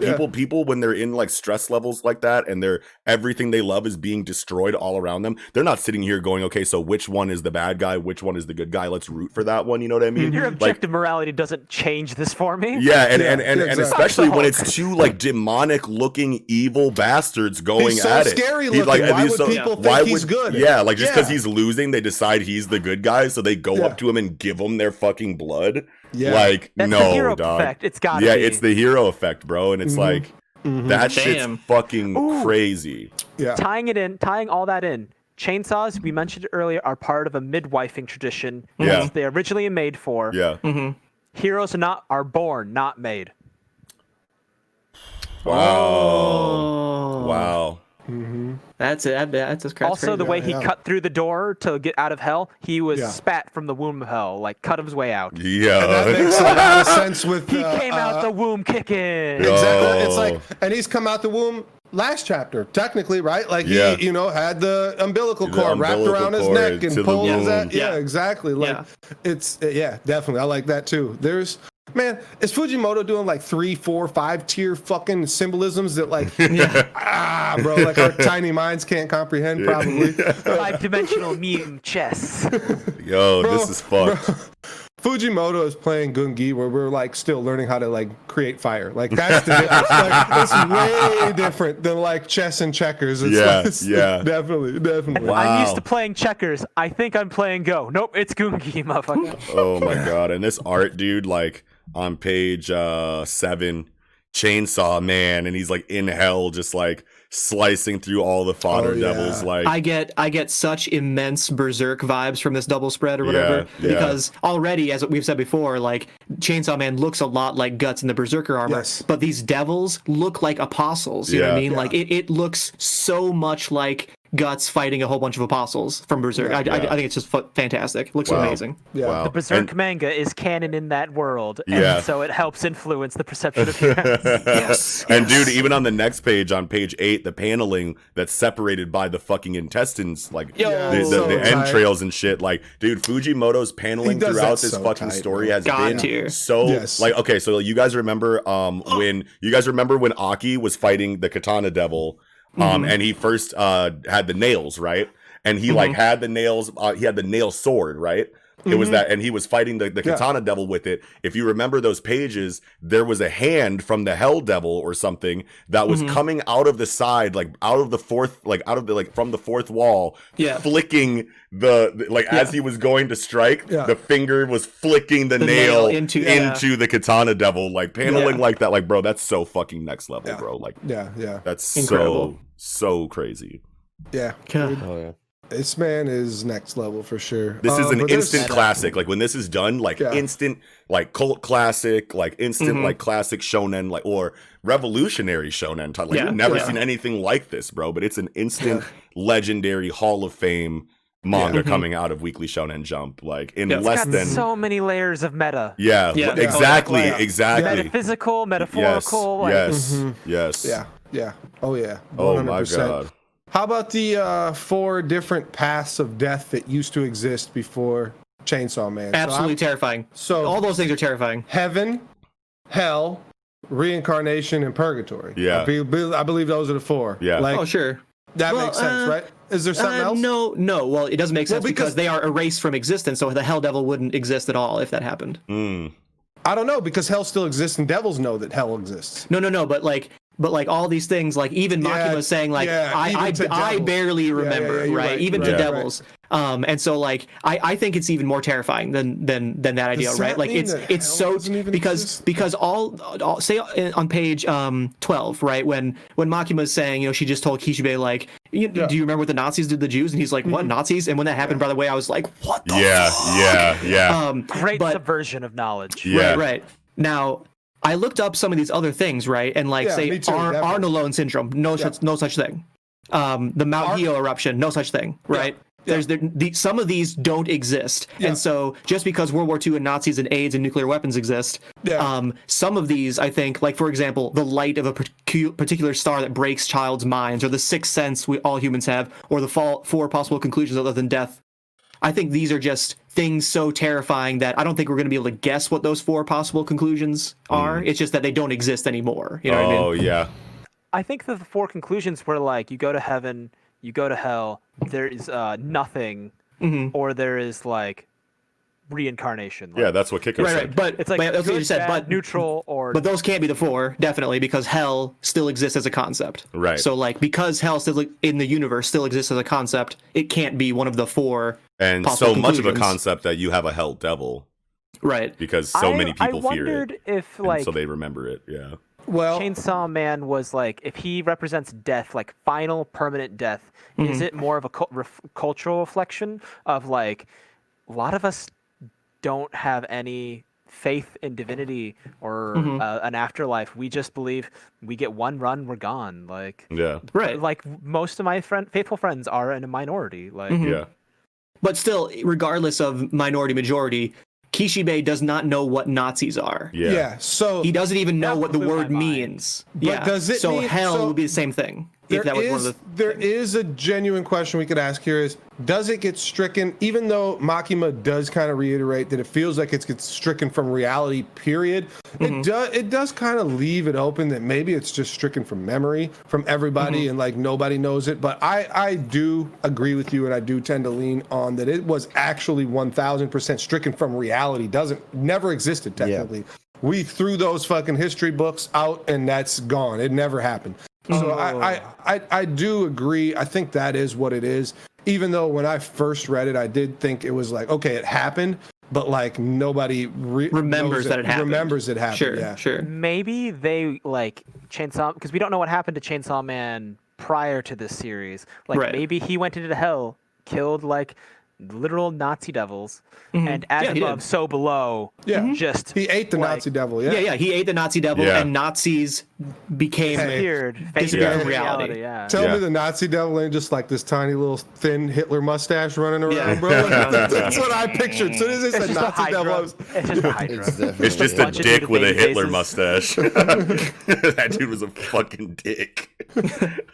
Yes, understatement of the decade or of the century. Thank you, Knox. Yeah, Wasn't understatement, chill, right? That guy. Do you remember like Little Nicky with the fucking like with like the Hitler scenes and like You've Little got Nicky? your 4 p.m. pineapple scheduled, sir. I just remember watching like just like Hitler speeches. He always looks so fucking angry Yeah, all the dude. time. Right, right. He's Studied always baseball, yeah. that hair just flapping around as he's fucking yelling. Mhm. Man, Oh yeah, my God. yeah. Hitler Yeah. sucked. Good Not a thing you good got- How could guy. you look at that? Hitler sucks. Not a good guy. That's the guy. That's the guy. We want that guy. Yeah, we want that. Yeah, he seems pretty good. Yeah, this guy right here is saying this all guy this crazy talking shit. Yeah, yeah. You know who devils hate? This dude. Yeah. Nobody wants it. He's down. Yeah. God damn. I've Yeah. never been like so. I've never been like this chapter made me feel so many ways that I never thought I could Oh, yeah. feel inside of a shonen story. It's like just a Mhm. conversation. Like I feel like this is the most impactful conversation, one of the most impactful conversations that I've read in such a short story. You know what I Yeah. mean? Like I've never been it's- so scared by just like dialogue. No. You know what I chilling. mean? Like yeah, it's Where- super like- chilling. We're 80 too- something chapters. It's amazing. Right. Yeah. Like say, and for me personally, like say 2 chapters ago, you know, I'm thinking Makima, like I hate Makima so much, right? I feel like Makima is one of the best characters ever written. Yeah, Ever dead written. ass serious. Yeah. And Dead ass she's serious. now going into the Meruem territory for me, where like now I'm like, oh shit, like assuming she's telling the truth, it's Yeah. like, damn, okay, you want to get rid of death, war, hunger, like shit. So Let's talk about let's that. do it. I'm glad you said that. Yeah, let's get in Okay, there. let's talk about She's that. Thanosing, yeah. She's She's Thanosing it. So, MCU Thanosing it. Yeah, Death, War, and Hunger are 3 of the 4 Horsemen of Apocalypse. Yeah. Yep. And Yep. the 4th one is Pestilence, but Pestilence is like a more, Disease. I want to say, well, no, but I want to say that it's a more like, Decay. no, it's a newer, It's like newer it's a term. No, combination of those two. originally, well, so like there is debate within the translations of like the Dead Sea Scrolls or whatever. Conquest? Conquest. There you go. It's Conquest. Conquest was the original one, which is control, right? Like Really? Wow. Yes. Yes. Makima is one of the four horsemen of apocalypse. And she's trying to get rid of the other three. Yes. trying Hey, to- wait, time out. Before anybody says anything, I got something about the next three. Got something about the next three. Hey, who are the three superpowers in the world? Stop. The United States, China, Russia. Okay. That's who we've been fighting, right? They all have a four horsemen with Japan. Each one of them have a four horsemen that are basically competing in this world fucking apocalypse dominance here. Holy shit. What? America's war. Yeah, I think that makes sense. America is war. Easy, America is war. Easy war. Easy Bro, war. chill the fuck out. Chill out, dude. Yeah. I'm like I'm like itching and like I'm sweating now. And I assume China to be death because it's like they have like the limit on how many children you can have, and people don't want fucking daughters and that shit, you know. So and there's a lot of things. I mean, obviously in the most populated Great country Wall in the being world. lined with bones. Exactly. There's hunger everywhere, but But Russia you always hear is about Russia people is like exactly rationing potatoes for exactly months and shit. Right. and Famine. even though they're a superpower, they're like the least like they have probably the least quality of life of the three superpowers, you know. And I don't know, it's definitely between I mean, obviously we have a better quality of life than Russia, that's for sure, you know. We're saying all sorts of stuff about the American government right now, and nobody's busting in our house and taking us away, so I think I hear him right now. Get him. kicking the door, waving the Come down on the phone. ropes behind me and fucking black bag me and string me back up through the ceiling. That would be fucking great. But I mean, it just makes so much sense. I would Four laugh horsemen my ass off, apocalypse. But then it's them hours. But yeah, three superpowers. Japan's not a superpower in the world, but why not? In Fujimoto's story, why wouldn't he make his own country a superpower, especially with how this has been contained thus Especially far? when they have Makima. Especially when they have I Makima. mean, Japan in its early ages had a lot of history of conquering. Like, Yes, they Yeah. did. for Korea took over parts of China. Yeah. Yes, they did. They were Like, moving in. Nanking, yeah. was very Yeah. much. Dude, Nanking The was worst kind of fucked up. I conquest. watched the documentary on that shit, dude. That shit was fucked up. Right. Yeah, I Yeah. got into like fights because people thought I was Japanese, and they're like, "We're salty about that," and I'm like, "I'm Hey, not even mad. hold on a minute, I'm player. Hold on a minute, player. Hey. Seriously. I barely speak Chinese. Speak to me English. Come on." Yeah. Give me a break. So did you have any more to say about the Four Horsemen stuff, Kiko? No, you can go Otherwise, ahead. You can go ahead. Yeah. Go. So going back a little bit, as Makima and Kishibe are talking about, the hero of hell, Chainsaw Man, and obviously this scene of Chainsaw Man in hell is present time, right? It's not a flashback. He is literally there right now because he drops. He's taken from the hell I devil. like He how it drops in. kind of is. You feel like it's almost subverted into thinking it is a flashback because Right, I but almost originally did, but you look at him, you're like, yes, yeah, I agree. I thought the exact same thing, that it was a flashback, but then thinking about it more, it is present time. Look at the end of the scene. He is literally eating a devil before he leaves on page 10. Yeah. He literally is eating a devil. So the question becomes, are we about to hear maybe from Makima with some exposition that he just eliminated another concept from reality? Wow. Yeah. You know what I mean? Some undead Goodbye, unlock type shit doors. that we didn't even I know. was literally just about to like earlier when you guys were talking about this, I was like, I want to bring up undead unluck in this conversation. Like, It's similar. Yeah, definitely, yeah. definitely, it's like definitely. the reverse though. It's Yeah, like it is. concepts are added, you know, after the whatever, and then like in this, like concepts are taken away. And I just want to, and I just want to say before I forget, because I've forgotten to say like a lot of things now, because you guys have been getting in your fucking bags. So I want to hold on. I want to hold on to this one. It's not even that big of a deal, but this is just such a different Denji, or such a different Chainsaw Man. Obviously, it's a new form. Obviously, he has completely like taken his emotions entirely out of it, and he's just like a husk that this fucking like the will of Makima is like living vicariously through right now. But like and we've made parallels to Berserk and the Berserker armor and like all of these things, but honestly, dude, when he comes out of this fucking in this last panel, when he comes out of this door, I got big Terminator vibes from this motherfucker, bro. Like he literally like feels like a Terminator, like, you know, like Walking end times. yeah, you know what I mean? Like I just hear that, I hear that fucking yeah, I hear that like when I look at this last fucking page, bro. It's like it's so crazy to see, and it's like he's just descending, like he's Yeah. getting lowered. By yeah, the intestine. and it's like so like because you think about this, and you're like, okay, Denji has been this version of Chainsaw Man that we've known the entire time, and he's grown as like, you know, a fighter, as like a person, As like Chainsaw throughout Man as too, Chainsaw yeah. Man. He's unlocking like he's like finding out new things about his abilities. Like it's very shonen in that regard to see his progression in combat as Chainsaw Man. But then now we get this new form out of nowhere, and it doesn't feel like a Super Saiyan, like kind of like, you know, like even though there's no lead up to this at all, it doesn't feel like we're like the last thing we're thinking of, like, oh, an ass pull power up in Chainsaw. You know what I mean? Like that's the last thing we think, you know. Isn't it so crazy how in less than 100 chapters you can get such a drastic new form for your character that obviously this is 100 times stronger than the Denji that we've known up until this point. But like it's not awkward. It's not like, and it doesn't even need any like because the exposition was hidden, like so much was hidden from us for so long, and so much was done with his character as far as his fall from grace, his like, you know, his self-reflection of failure, like all leading into this, like it's like a reverse Super Saiyan ascension. It's like a Super Saiyan descension, you know what I mean? It's like it's like a new form that's bred from a culmination of all of the humanity being taken from him throughout the series, which is also weird because it felt like he was still retaining that humanity throughout all of the fucked up shit that he was going through. It's just so masterfully and beautifully written that when we get this boost, like this new form, like we have no complaints about, like you can't even be mad about this in any way because it's just so beautifully orchestrated by Fujimoto. I really love it. Yeah. Because he's like hollowed himself out. He has emptied himself of like his prior self. He doesn't want to exist. And so he's just a vessel. And then he gets filled up with like the pure chainsaw stuff, not diluted, 100% straight. And he's like being a true embodiment of that now. And like, and the thing is, Makimo's just like, I didn't want Denji at all. I wanted to erase Denji.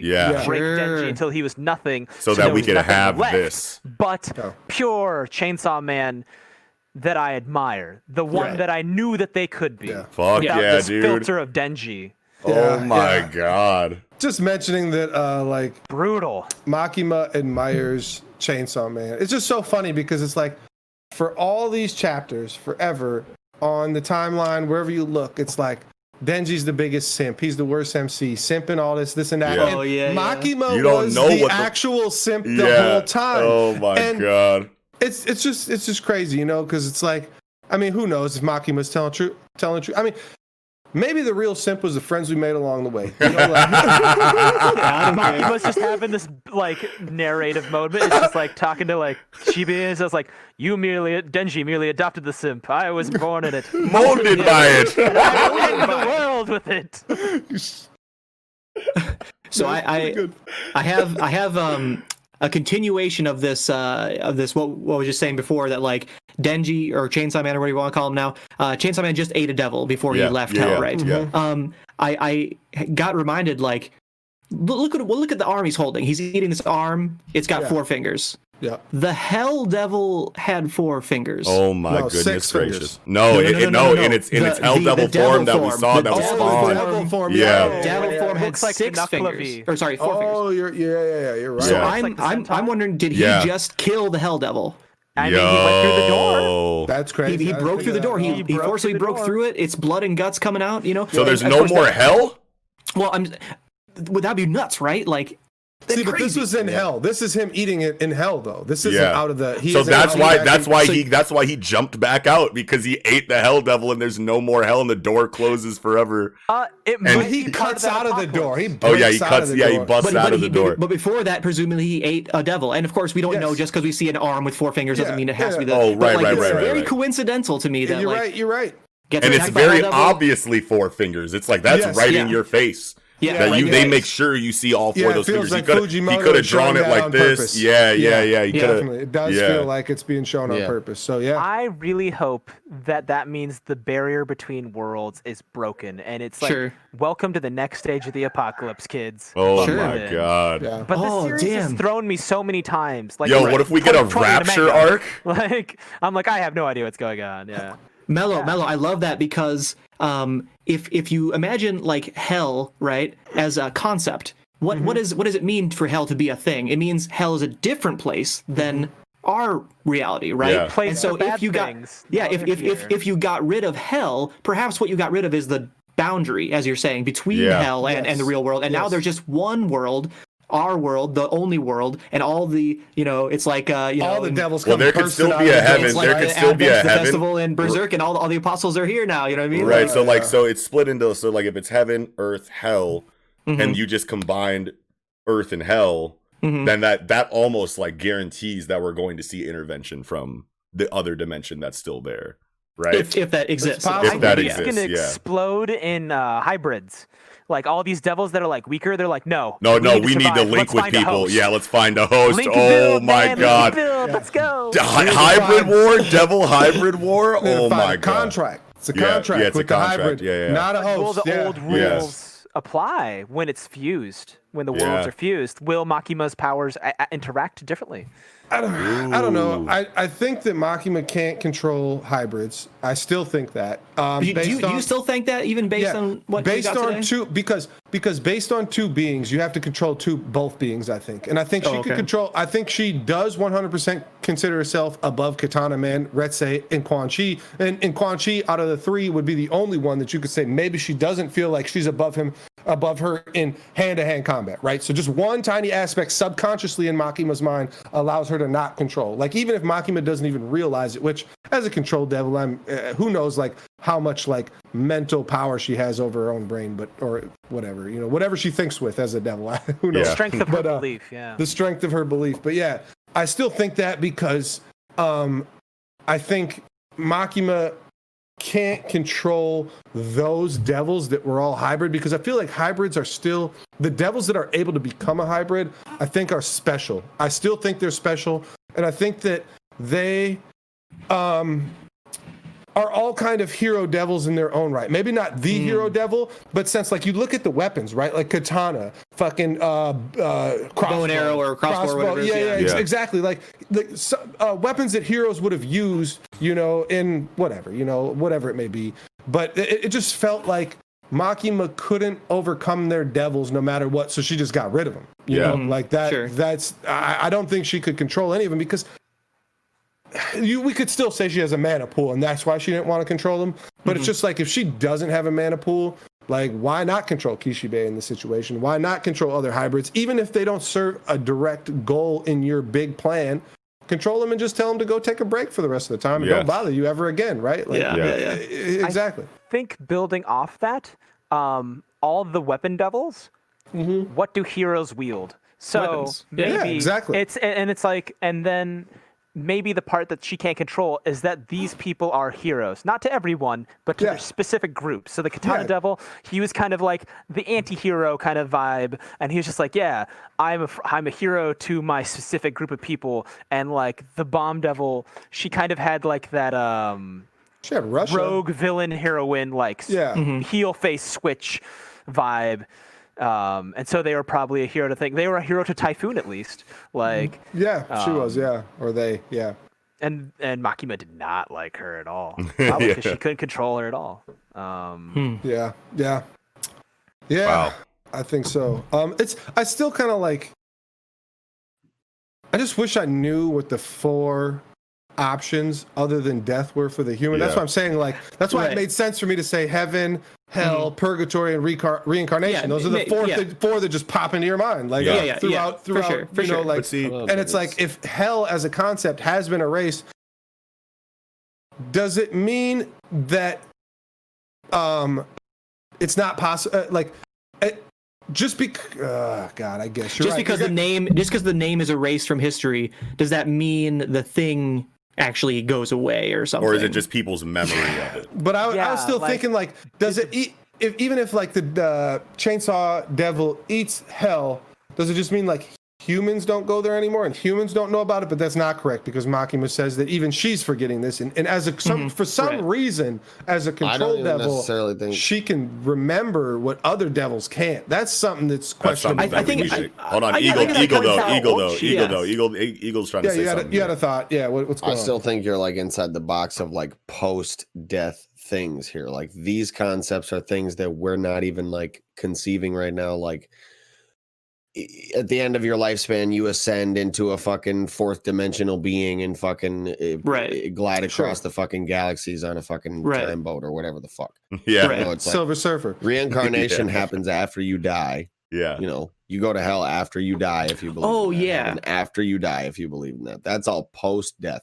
This says four possible conclusions other than death. 100%. You are totally 100% accurate. I was just exactly. Yeah, that makes a lot of sense. That does make, but it's like, what the fuck could those possibly be? Maybe our tiny brains could never. Important. Yeah, that's where I was saying it's scarier to me personally to not know. Just the question of like, what do you mean? Like other possibilities? That's very ominous. It wigs me out. It really wigs me out. Yeah. See, me thinking of it kind of literally, like linearly, I don't know. It's linearly be terrifying shit though. Like, but you think what I described was kind of tight, but no, that's for sure. I agree. Yeah, definitely. Maybe you're like in a fucking torture chamber, getting whatever. That sounds like hell. Fucked by devils. It's just hell. Hell. But see, like the whole like fourth dimensional being ascension thing is totally like a shared, idea of like what a potential like afterlife would be like if your soul was actually immortal and there was something after your brain died. You know what I mean? So like,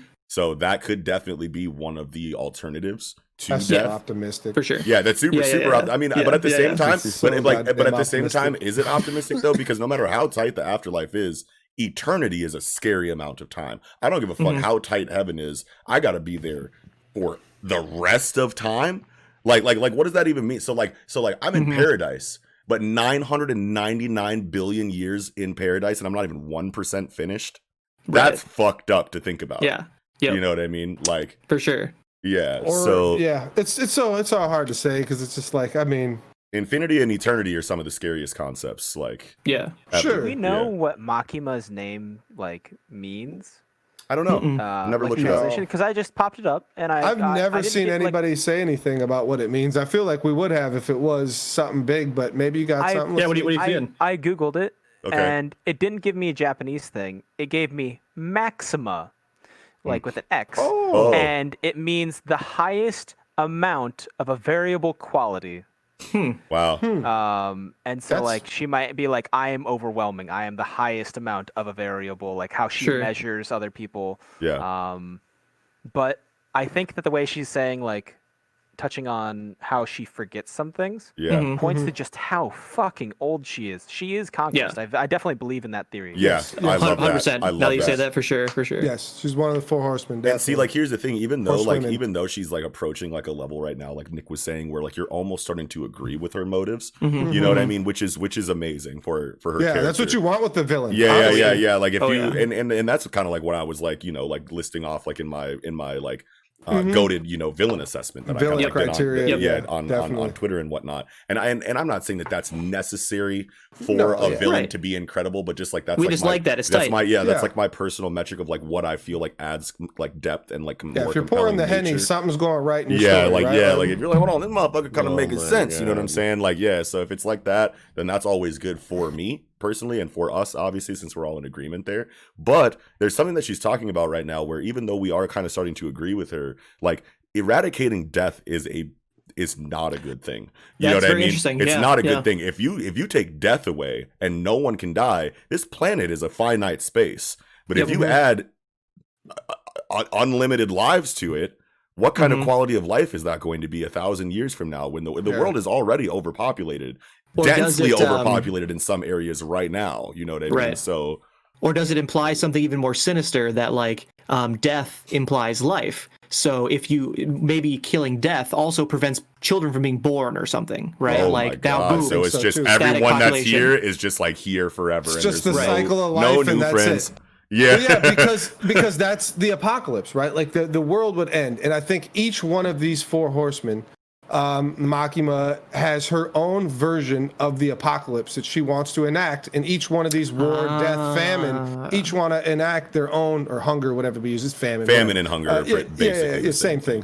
Yeah. But whatever they want to enact their own type of apocalypse, which they, even though apocalypse means like the end and like basically humanity wiped out, I don't feel like necessarily that has to happen exactly that way. Like, does Makima just want total control of the world and just like she just runs shit, and everybody lives this little, their life where they have no worries basically, and they're drones and just do whatever. And she Infinite Tsukuyomi. Yeah, exactly. And it's even like Dr. Doom's motivation, even too. It's like you have the right idea, but you're trying to do the right thing the wrong way. And who are you to decide what's best for everybody? You know what I mean? It's that age old philosophical question of like, you know what I'm saying? Like, why do you like what? So okay, so like you want death to stop. Okay, you want people to stop killing people. Okay, so like if you don't want people to die, then like that means that you're gonna take cigarettes away from everyone because cigarettes kill you. Okay, and then you're gonna take cars away from everyone because that's one of the leading deaths, leading causes of death. You know what I mean? Yeah. And like you are just going to keep going down the checklist of what you approve of, and it's like who appointed you just because you're the strongest one here and no one can stop you? I guess that makes the most sense. You know what I mean? Like otherwise you make the rules if no one can fuck with you. You know what I mean? But still, it's like a moral quandary. You know what I mean? It's like I wonder. You think it's taking away everything that kills people, or you think it's just no? I'm just walking down the street, you get smacked by a car, get tossed 30 feet up in the air, smacked down on the concrete, and then you just get back up. No, I was literally just bringing up like historical, like I'm just like bringing up like historical philosophical like arguments, that have always been like head scratchers, for a lot of people. There's debates on both sides that have equal, stake in the argument, and like both sides make sense no matter what. You know what I mean? Yeah. Let's just say Makima is good, and she actually means what she says here. Yeah. In that case, this is really like a battle of humanity's evolution itself, really. Like, it's like we either control is wiped from humanity. If I lose, right, Chainsaw Man eats me and I die, and control is wiped, and it's just anarchy. Everybody's killing each other. It's just no leaders, nothing. Everybody just humanity self-destructs, right? Like we just kill each other till we die, basically, and we revert. We basically fucking devolve in that way. Whereas if Makima says, she's going to get rid of war, hunger, death is always the tricky one, because definitely what the fuck does that really mean? But like if we get rid of war and hunger, clearly the world is a better place. And we have evolved as human race if we don't. Let's deep dive on that hunger one. Okay. If you erase hunger as a concept, does everyone starve to death because they don't know to eat? I have an idea. See, that's a different, and that's hold that thought real quick. Let's address this here real quick. And even what Eagle's saying, it's like we can't apply what Eagle is saying to like what I'm saying right now, because it's basically you're not saying the same thing. Well, yeah, because it's really, even though you have a good point, because you just said that if you eliminate hunger as a concept, and here just talking about what that means, not only as a concept, but not even only as a concept, but as a reality. Nobody is ever hungry again. There's a difference between just erasing the concept and erasing the reality of it. Yeah, and that's different. And like that's a conversation we could have. Like, is it just the concept? Because that's kind of what I was saying. When the fact, like, if you just forget about it, that's just the concept, right? Like, and you could just go hungry and just die. Exactly. Yeah, but because you don't know to feed yourself. Right. Or it's like, okay, so you take away hunger. That can mean two things. That can mean that either there's always enough food for everyone to eat, no matter what, or everyone is just always satiated. Like at all times, like you don't need to eat. You don't need to. Photosynthesis. We're just all plant people. We just get we got Tau until the sun like white dwarfs and explodes and the heat death of the universe. But sure, definitely.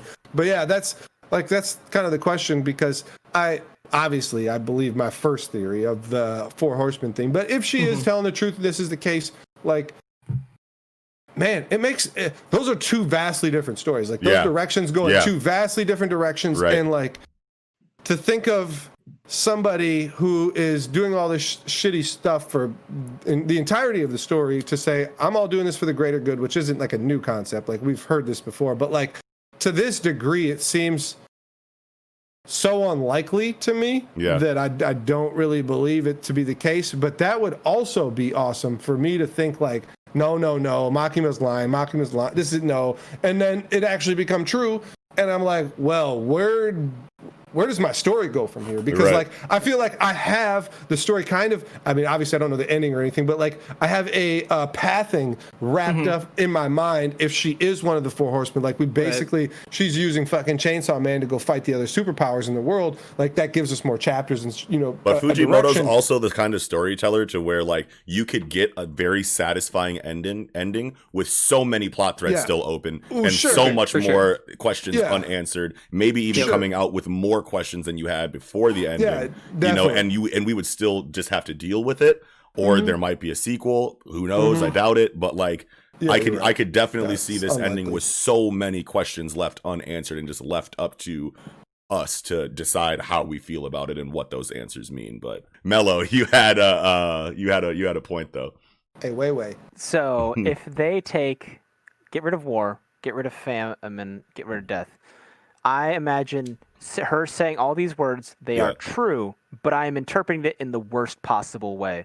So what if it removes war by literally reducing that distinction of like animals hunting each other. And so there's no famine because people will constantly eat each other. And it's just this cannibalistic thing where they regenerate constantly. And there's no hell. So they just bring all the things that used to be there into here and remake it and reshape it and turn the mortal world into a terrible, hyper regenerating cannibalistic Darwinistic mess. And it's just like that book, I have no mouth and I must scream, that kind of thing. It's like the Promised Neverland, but the demons are humans and the humans are humans, right? Like, Yo, they're all fucked. So a different thing I was thinking, Kiko, you mentioned like, if Denji eats Makima and now there's no control, so we just devolve into apes or whatever. I was actually kind of thinking the exact opposite when I thought of that. Like I was thinking that maybe eating Makima and removing control is the end state of the story, right? That's the good ending, as in anarchy in the philosophical sense of it could be both, no gods, no masters. We all just work together. There's no one is trying to invoke control over anyone else. You essentially create world peace. Why would you have war unless you're trying to control someone? Why, all these things like kind of just fall into place, and like that's like the hooray, it all worked out. Yeah. I just gotta say, technically for this story, it all worked out. That is the conclusion that Nickums would come to, and it's beautiful. I knew it all along, and I knew, just friends along the way. That's all that matters. Friends we made along the way. Super good guy, baby chapter. Yeah. I am the worst. I have the worst. Everything is the worst for me. And Nickums is like, no, this might be a great thing. Let's just eat Makima and get rid of control. That's a great thing. I'm like, wait, you got me. Sold. The other thing I was thinking, on the flip side was like, if you remove the concept of control, like what? Control irrigation, control, breeding new varieties of flowers. You're controlling. Laws? Yeah, like what does that mean? What does control mean? If it's only conquest, then I think that's a good thing. Well, if we get rid of Makima, everybody's going to have a White Claw glued to their hand because there's no laws when you're drinking the claws, right? We got. I was like, where's he going with this? Please don't do it. It's the Omaki. Just... Yeah. There's no laws when you're drinking claws, man. Please sponsor. As I drink a claw. I was just saying, a little similar to a claw there. It's the Clawdad. It's the Clawdad. God, come on. The Clawdad. I think that's about it. Yeah, I'm good. Wow, what a fucking Chainsaw Man segment, dude. Holy shit. What a chapter. What a chapter. One of the greatest stories I think I'll ever read in my life. I'm dude, pretty it's confident such a fucking masterpiece. Like instant cult classic. Yeah, instant. There's no denying it. Like this is so fresh and so new and so revolutionary. Like you think about like when we're talking about on the evolution of shonen storytelling tie-in episode that we have that you guys should definitely fucking peep. I'm gonna put that link in the description of this episode. So watch our evolution of shonen storytelling episode whenever you get some time. But shameless plug there. But like as far as like we were talking about on that episode, like what are these stories that these newer stories going to do to influence the next generation or future generations? And that's like what goes into like how iconic these stories end up being when you start taking a look at the evolution from one point to another. Because obviously we know that Dragon Ball heavily influences this entire genre in a lot of very obvious ways. But then outside of Dragon Ball, you have other stories that have influenced the future of shonen storytelling in more subtle ways. Like you have Rock Lee's character inside of Naruto popping up in later stories like Black Clover, Jujutsu Kaisen, My Hero Academia to a certain degree. You know what I'm saying? The concept of a character who is strong in ways that are unorthodox compared to the rest of the world around them. You know what I'm saying? Like, what are people going to learn from Chainsaw Man? What can you even? I'm sure you can learn a bunch of things from Chainsaw Man, like when you look at it like retrospectively. Don't try to control people. Yeah, like when you like. Well, I mean, I'm not talking about like morals of the story. Yeah. But I'm just saying, like when future authors are looking back, you know, at history and like finding their inspirations, you know what I mean, for their future stories. It's like, how much of Chainsaw Man are we going to see in later stories? Because if we're going to get more shit like this later on in life, like fucking sign me the fuck up. Like I definitely don't want Chainsaw Man to just be like, you know, and it's definitely a Hall of Famer in its own right, you know what I mean? But like if that's it and we never see anything like Chainsaw Man again, like that's really fucking cool. But it's also like, bro, like please learn from this. You know what I mean? Like, please give me like something. Somebody like long just blatantly copy this for me, so I can get another story. Please. Let's just do straight plagiarism. That's fine with me at this point. I feel like Rock Lee's like JK flawed champion. A moment influence a thing, and like I think that it's kind of shown in a little bit of like Deku's origins and like M.A.N.G.A specifically, but the concept of a pathetic hero. One that just does like somewhat self-serving, or just weak, or like, you know, feeble in general. Like one that people wouldn't expect to endure responsibilities or the hardships that they have to face. And I like that. I like that. It's a lot more relatable. It's an amazing architect that we've come to like. Aspirational. It's more inspirational. I mean, I'll tell you right now that I'm still going to become a splendid ninja. I'll tell you that shit right now. Konoha Dai Senpu. Believe it. I do believe it. Okay. Yeah, I'm good. Yeah, me too. Alrighty then, with that, I think we can go ahead and jump right into chapter 30 of Mashle, Magic and Muscles, Don't Bear It, and the monstrously powerful mage. Let's go. Hell yeah. This is sick. Yeah. Hey, like, I just want to say that Dot, when Dot reverts to his normal self, his hair goes back down, right? Like you see that, like he's like, and it's cool that as his normal self, he was still like able to after image and jump in front of like the Force magic to help. I love Finn. I love the physical representation that these mages have in this story, that it's very easy to have all of them be like heavily reliant on magic. That's usually what we see. It's like magic is obviously very powerful in this world, but you still see like physical capabilities inside of the mages without them having to like specifically be stated as a physical character. You know what I'm saying? Like you still have to be tight in other areas besides your magic in this story. And I just love that in Mashle. Yeah. Well, and or maybe Doubt's just an outlier. You know what I mean? No. I don't think that's the case, because I think we're gonna get a situation, especially with like, I may kind of jump into the end of the chapter, but like Mash comes wandering in, and Ames can feel his like physical pressure, right? Like, so there's like a key. We have like a key, definitely. Like there's definitely another energy system. We're about to have a dual energy system story here, right? I'm very, very confident that we will. I mean, it was hard to think that we wouldn't, with like how much Mash's physical prowess like can overpower magic. It's because it's like, no matter what, like how strong you are, if I just like bombard you with flame, don't you just burn? Like, I mean, whatever magic element you want to choose, like no matter what, like Lance, if Lance ever fights fucking Mash, can't Lance just gravioli his ass into the fucking center of the earth and just didn't he try to do that and fucking Mash just like stood back up? Bro. It's like there's probably another power here. Yeah, it's more than just it's what like kind of I don't resistance training is this? Come on. Yeah. This isn't Dragon Ball. You can't just stand up off 500 times normal gravity, right? Like Right. you know, like so Maybe you can't. I mean, I can actually. My wife has created a gravity chamber that I train in every day. Thank you. She's got blue hair. She does have. But yes, I really do think that like we're gonna get a second energy system in the near. Sure, Well, I sure. would love that, dude. Yeah. Yeah. And like, so this golem dude comes back and he's like, all right, hey, I'm the witch doctor guy with the Baron Samedi staff, and his power we knew was we knew Stone, we knew that it was like Yeah. like you know what I mean, because he's the Petrification. he's the one that fucking Well, like rocks dips and yeah. rocks Yeah, in rocks, general, but exactly, yeah. he's the one that or no, the other guy was the one that sunk everyone down. The one that Grant the fought, mud guy. Yes, yeah. So we yes. haven't seen this dude's ability yet. We This is know the first it's time. we know It's the opposite yeah. of mud, where it's hardening. Yeah. Yeah, it's stone. hardens them It's into stone. This is the dude, and they say after He cast a after spell on the door. to yeah, he casts a petrify spell on the you. door. Oh, and, yeah, and, cast a and, spell and, on the door. And Dote has this, internal monologue like, oh damn, like he literally gave up his petrification spell to come face Yeah, us. deal with us. Oh, So yeah, now yeah, that's yeah. gone. That's gone now. Mash is no longer Do going like to be the turned to stone. reset. That's why Mash is just waltzing in here, bro. Nutrition, bro.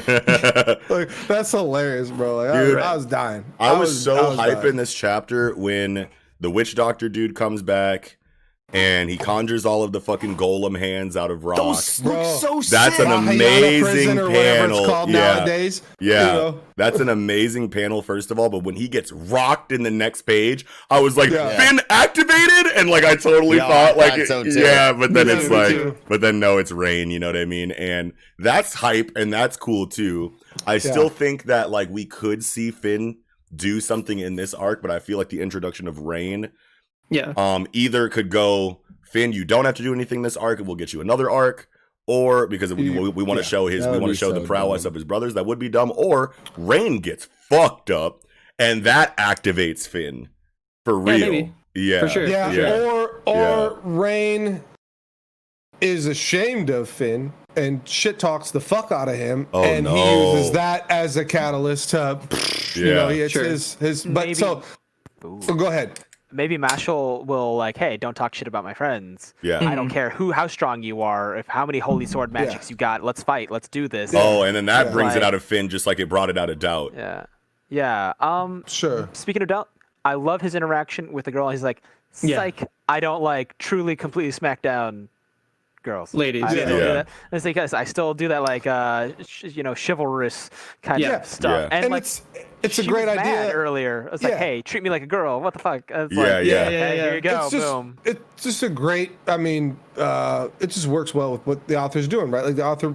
I mean, it's only 30 chapters, right? Like I don't want to go crazy, Yeah. but like you still remember your characters and know that this is Dote's character. That he isn't gonna just blow up this little girl. Like he's just not gonna. Like, and that's great. I mean, that's fine. Even if I personally, I always like to see when they don't blow the girl up. The girl hits him with something, and he's out of here. Yeah. That didn't happen, which is cool. And Rain comes in, and he cuts through. So like it's almost it is his magic, the ability to break magic, almost like an anti-magic, where he's going to be able to cut through. Because I think it's just swords.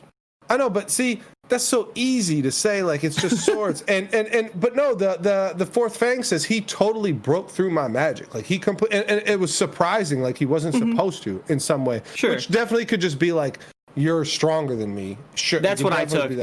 because when he said that, he did not know yet that it was a divine visionary, right? And Yeah. he's like, and then he's like exclamation point! What are you doing here? It's a divine visionary. Now it makes sense. Yeah.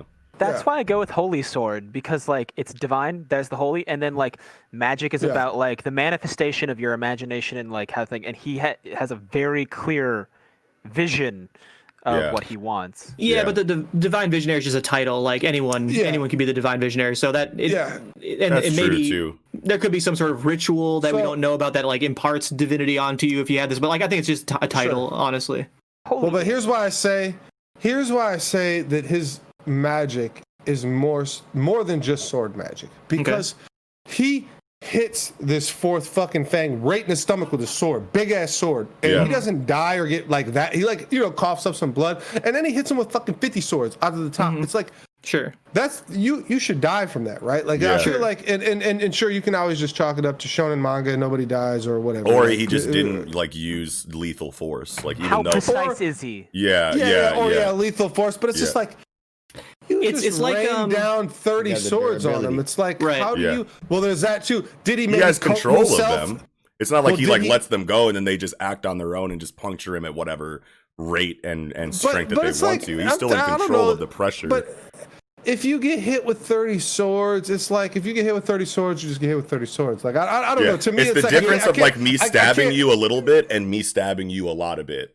Well, You know what I what mean? What Kiko is saying is like it's kind of like Black Clover, right? Like, are you using fire magic or are you using an element that acts as if it were fire? Yeah. And then you have like in Black Yes. Clover like the true fire magic, which is actually producing literal flames or whatever. Yeah. This could be represented by the image of a sword. We are seeing swords Yes. being drawn, but really it's just a piercing kind of force. Or you know maybe what I it's like mean? Yes. concussive, but just looks like a sword. Because then you have like Right. you have Mario Leona. That just makes we were talking little about sense, it. though. Yeah, well, we were talking about it on like the Black Clover. Like we were talking about it in Black Clover, like in the history of this channel. Like Mario Leona has a fire paw that's grabbing people from the top of her head. but not burning. Yeah, you know what I'm saying? Without Like burning them. Fuego Leon, you know, is holding a piece of paper in his flaming hand. Exactly. You know what I mean? exactly. It's like it's your control over the magic that dictates what the magic does. You know what I Sure. mean?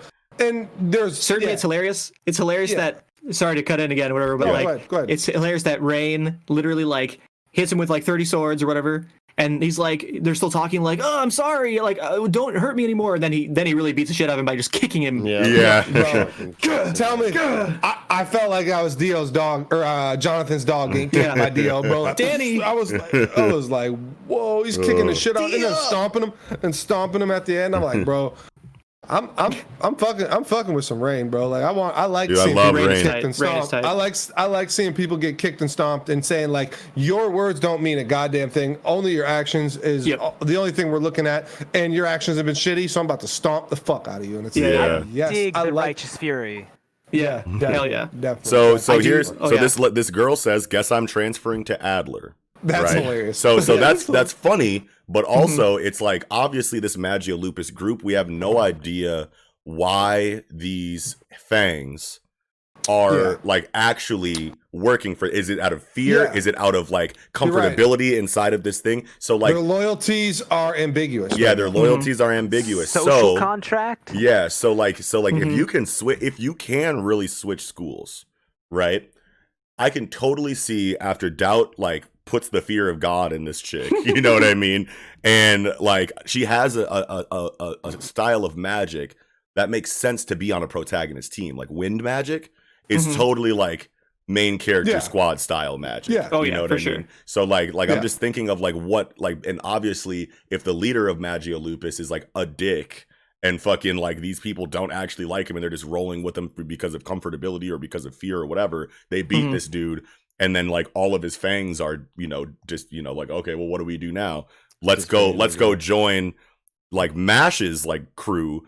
And now their school that is basically the black sheep of the entire, or their class, which is basically the black sheep of the entire school, is now gaining more and more, you know, like kinds of people that will raise their like classes, like ranking in the fucking like schools, like shit. So you have like a progression of like them revolutionizing like their entire dorm. Where these Becoming the dark dorms horse. lie? Yeah, definitely. Where these dorms lie is very like.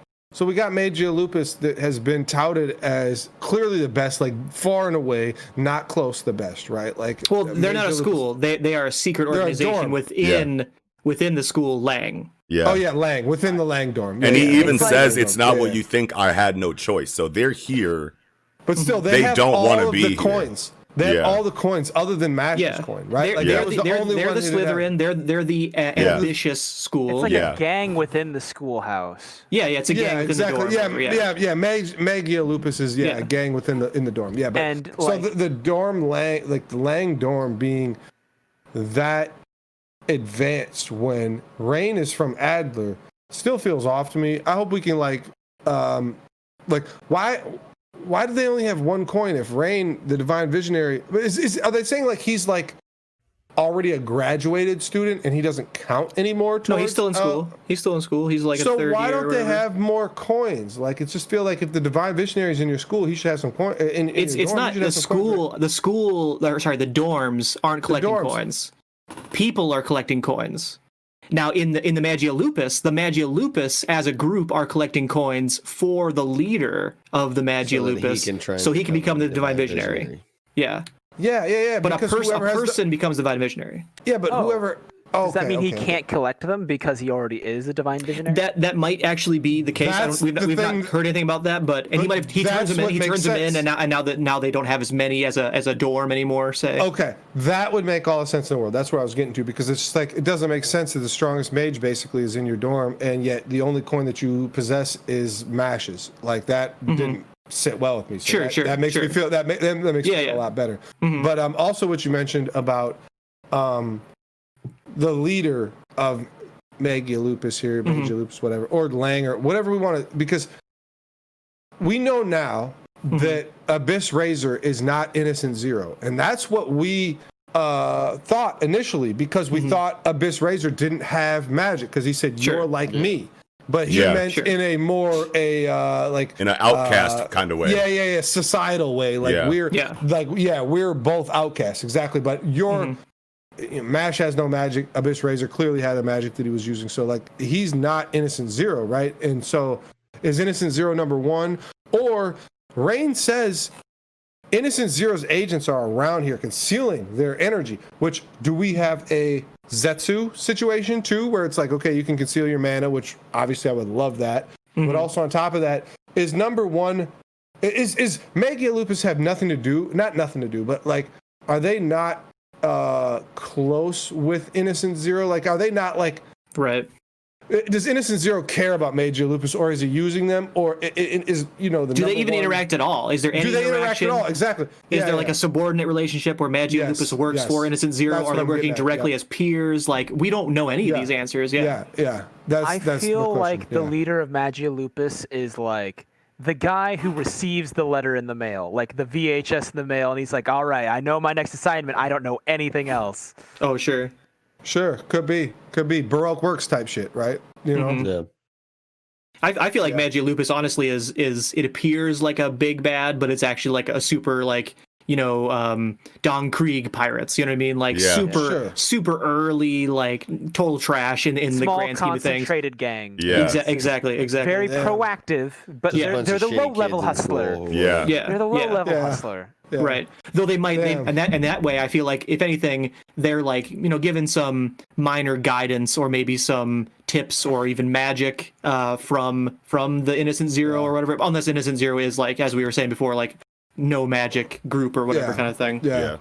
I mean, with M.A.N.G.A Lupus, they are all acting like they have a chip on their shoulder, like they have something to prove. Yeah. Right. Every single one of them's acting like that. Right. Like, high level dudes don't act like that. Sure. Yeah. Exactly. Yeah. Yep. Something I thought of is that we've been wondering about Finn's magic, and now I think it's probably he just has sword magic, right? Like his brother has the same straight up and down lines. He's a double line. Or steel magic. Yeah, yes, exactly. But it's used differently. Yeah. Yeah, and we were thinking like, like it seems like he would have lightning magic based on the hair color, but like wouldn't his line be a lightning bolt? So I think now it's like, he probably doesn't have lightning magic. He probably has steel, metal, swords, knives, something in that ballpark. We really thought he was Zenitsu for like 2, 3, 4, 5. It could still be lightning. Right. It could still be lightning, and it works. And it works like in tandem with his other brother's magic, because like a lightning rod goes through like the fucking like steel or whatever, and like amplifies it. But I think I would assume they would have the same element. Yeah, you would assume hereditary, right? Yeah. So hereditary, exactly. Yeah. Or he could just be the black, like maybe his mom. You know what I'm saying? Like had the lightning magic, and the dad's like dominant trait like shown through. Yep. Yeah, or something. Or vice versa. Nozel versus definitely. Nozel's got mercury. Noel has magic or has water. Something like that. Yeah. Right. Yeah. The only other thing, like, just to reiterate or whatever, Rain is like saying, as Kiko said, like all these Innocent Zero agents have their mana suppressed or whatever, and in a Zetsu way, I think it's implied. But of course, he sees Mash, who has huge pressure, huge, at the very least, huge pressure in terms of like he looks like he's a badass presence. He has a big presence, right?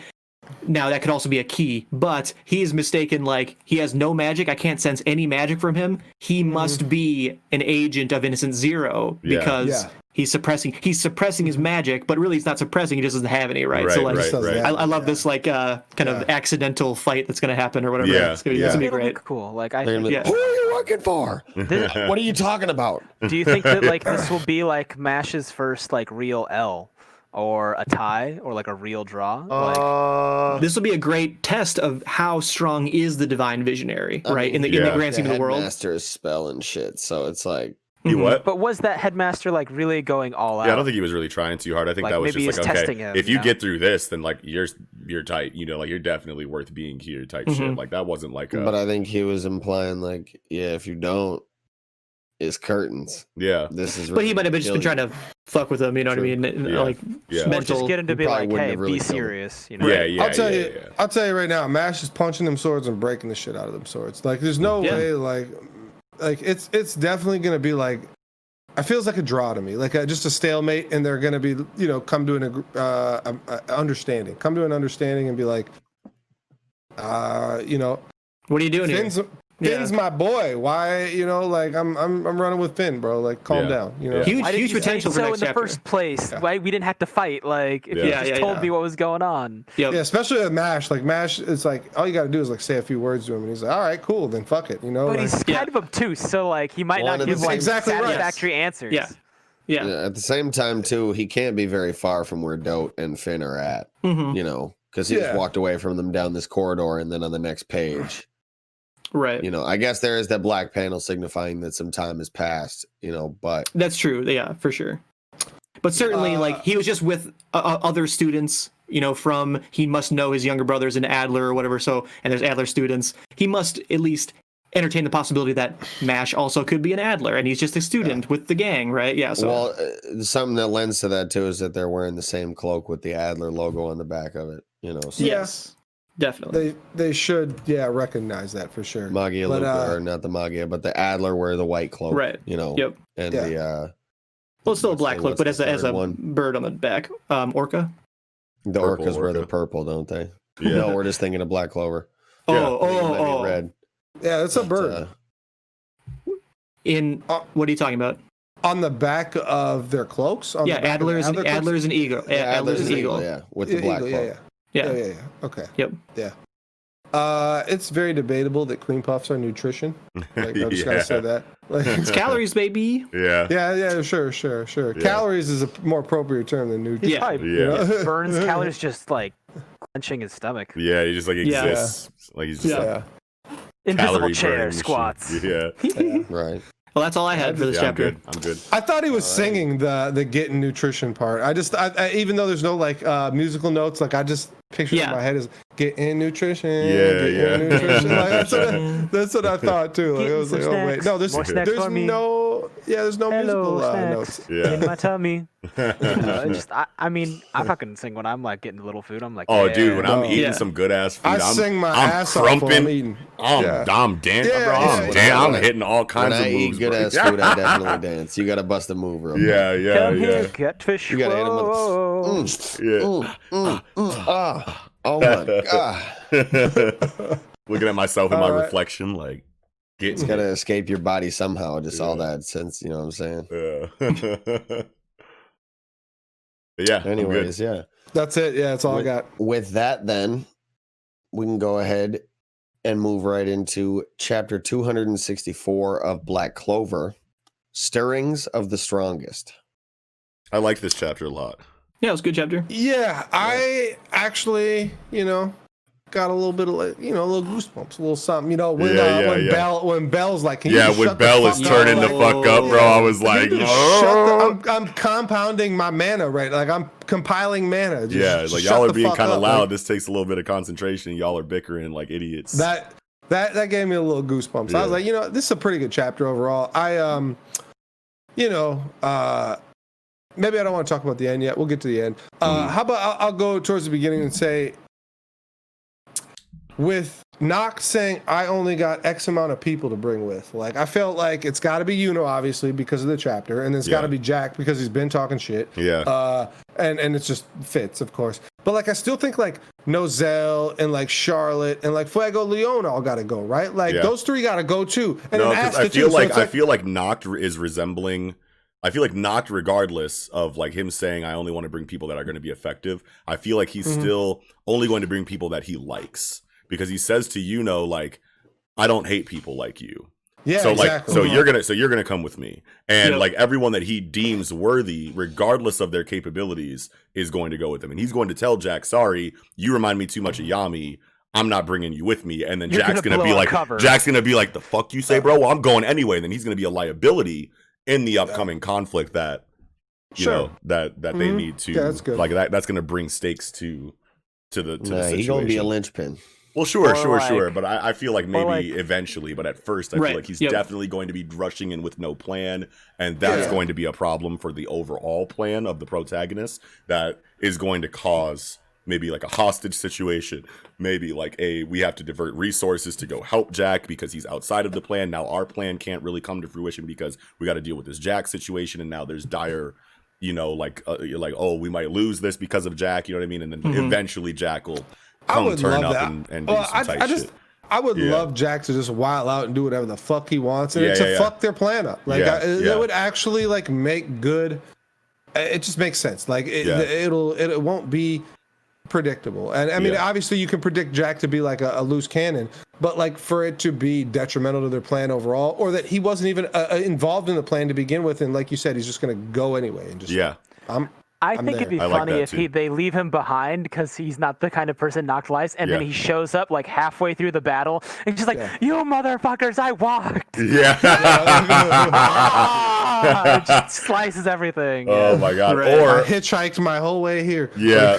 Or he gets left behind because Noct doesn't like him and thinks that he wouldn't be effective, and then they're in a really bad situation, and then Jack shows up and saves them and is like, what's up, Noct? You thought I wasn't gonna you know what I'm saying? Yeah. Yeah, I can see that too. You thought. Yeah. So I'll say that like Vengeance's like redemption of his image is pretty okay with me. You know, it's I'll say it's making a little bit more sense now, but I'll just I like say it's pretty okay. A little more sense than it made, but it still was not satisfactory. No. It doesn't fix the whole thing. It does well, and you see that obviously Yuno's like he was saving us as he was fighting, and that's clearly like why he lost without, because that also like was something that didn't sit well with me, because that makes sense. Yuno and Yami, Yami and Asta did so well against Dante, even though like Zeno comes in and finishes the job, but it's like and Yuno and Vengeance didn't work together the same way that Asta and Yami did, but still it felt way too like I was like, damn, Vengeance got bodied and wiped out. Yeah, exactly. Vengeance got so, and it's like, okay, you expect like all the fodder characters of the Golden Dawn for that to happen to, but like not Vengeance. I felt like Vengeance was going to put up way more of a fight, and that's why I was like, okay, this really fits, like, because like Vengeance really did like fully understand the inner workings of Patry. They were one in one being, and so like it makes a little bit more sense. I've definitely been at the top of the list of people like, no, fuck Vengeance. Why are they forgiving him so easily? Throw this man in the dungeon, torture him, whatever you got to do. Because I'm tired of him just running free. Get him out of here. But this is good enough for me. It's definitely good enough. Yeah, at the very least, when they, Clover, I'm like, cool, yeah, great. Yeah, when they at least acknowledge that everyone is skeptical of Vengeance. Mm-hmm. You know what I mean? We at least get the words that yes, exactly. Everyone is skeptical. It's like, thank you. You should be skeptical of this guy. Yes, exactly. Regardless of his like intent, like regardless of like his motivations for everything, because obviously.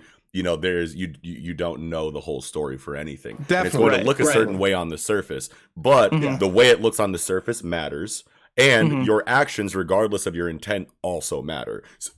So you can be great and have all the best idea in the world about like why you're doing what you're doing and get all this pathos, and it'll make so much sense for your character personally. That doesn't mean that everyone has to be okay with it, and they address that in this chapter, which was great, because that's personally something that I needed. We definitely needed it for sure. We needed, because sometimes in stories it's like, okay, we don't know something that the characters know that they're okay with because they know they don't have that information that we will get eventually. Yeah. Or even vice versa, where it's like the reader has information that the characters aren't privy to that make it okay for the reader. Yeah. And this, just two birds with one stone in this situation. Like it just makes everybody feel like, okay, there was obviously there had to be skepticism. I was yelling at the top of my fucking lungs like, no, get Vengeance out of here. I hate this guy. How do we just like sweep this under the rug and let it go? Right. Yeah. And it's like it's good enough. I'm glad that Tabata knew that it was awkward. Exactly. Yeah. It's not the greatest in the world, but it's good enough. It's good. Right. And there could be more to it. There could be more. Like this is probably not the end of it. I love that. Yeah. You're right. Because that's exactly right. Yeah. Rescue and redemption. I can see Vengeance sacrifice. Like, bro, regardless of how I felt, like I still did what I did. Like I don't deserve. I don't deserve it. Any kind of forgiveness, you know what I'm saying? Like, let me do this for you guys to make up for that without a punishment, but like a self-punishment on it. And that's going to solidify him as an incredible character. That's going to wake everyone else up like, holy shit, we hated this guy for what he did, which we had every right to, but he owned it and he saved us all in this kind of way. Well, it makes sense because there was no firm moral ground on like who was right, whether humans versus elves. Like, we were painted this picture that the humans betrayed the elves, even though I don't remember exactly. I felt like they were manipulated into doing so. Yeah, I don't remember. Exactly they were manipulated. Yes. By the devil. That's what made the whole situation like really like holy shit. Why is this even happening? It's just a misunderstanding on both sides. Yeah, but like that can happen. We've seen it before in stories where it's like, okay, if we basically pit two sides against each other by manipulating both sides, and that's fine. It wasn't like written masterfully where you saw like it actually like happened. Tabata just told us it happened, and and that's why I felt like it might not have like, I don't know, it didn't feel like clean, I guess, storytelling wise, but we now have so much at least to look forward to with like Vengeance. The Vengeance is going to we're gonna hopefully dig into his psyche and his conflict a little bit more, because maybe we won't, but I just have optimism that we will. Yeah, dude, me too. Me too. I hope we do, and I agree that like this is sufficient, but like I guess what I don't like about it is Yuno's dialogue in particular. It kind of just seems a little ham-fisted or whatever, where he's just like, he couldn't pick between the elves and the humans. Fine, but that's why he's fighting even more than everyone. It's like, so you made more effort for yourself because you're too empathetic. Yeah. Like if he wants to redeem it, I want him at the end of it like, I love you all, and I truly do. So that was do what I can. I want you to survive the consequences of my mistakes and my love for all. Yeah. Getting the dialogue from Vengeance was really good. Yeah, that was great. It was. Yeah, it was. That was really good. Definitely. Yeah, I don't think I have too much more than the last panel. Then so the if you guys, we mentioned Sylph. We mentioned Sylph storing up the magic or whatever. Yep. That was huge. So then we have Patry here with Noelle and Rias, and that's the copy mage, Veto, right?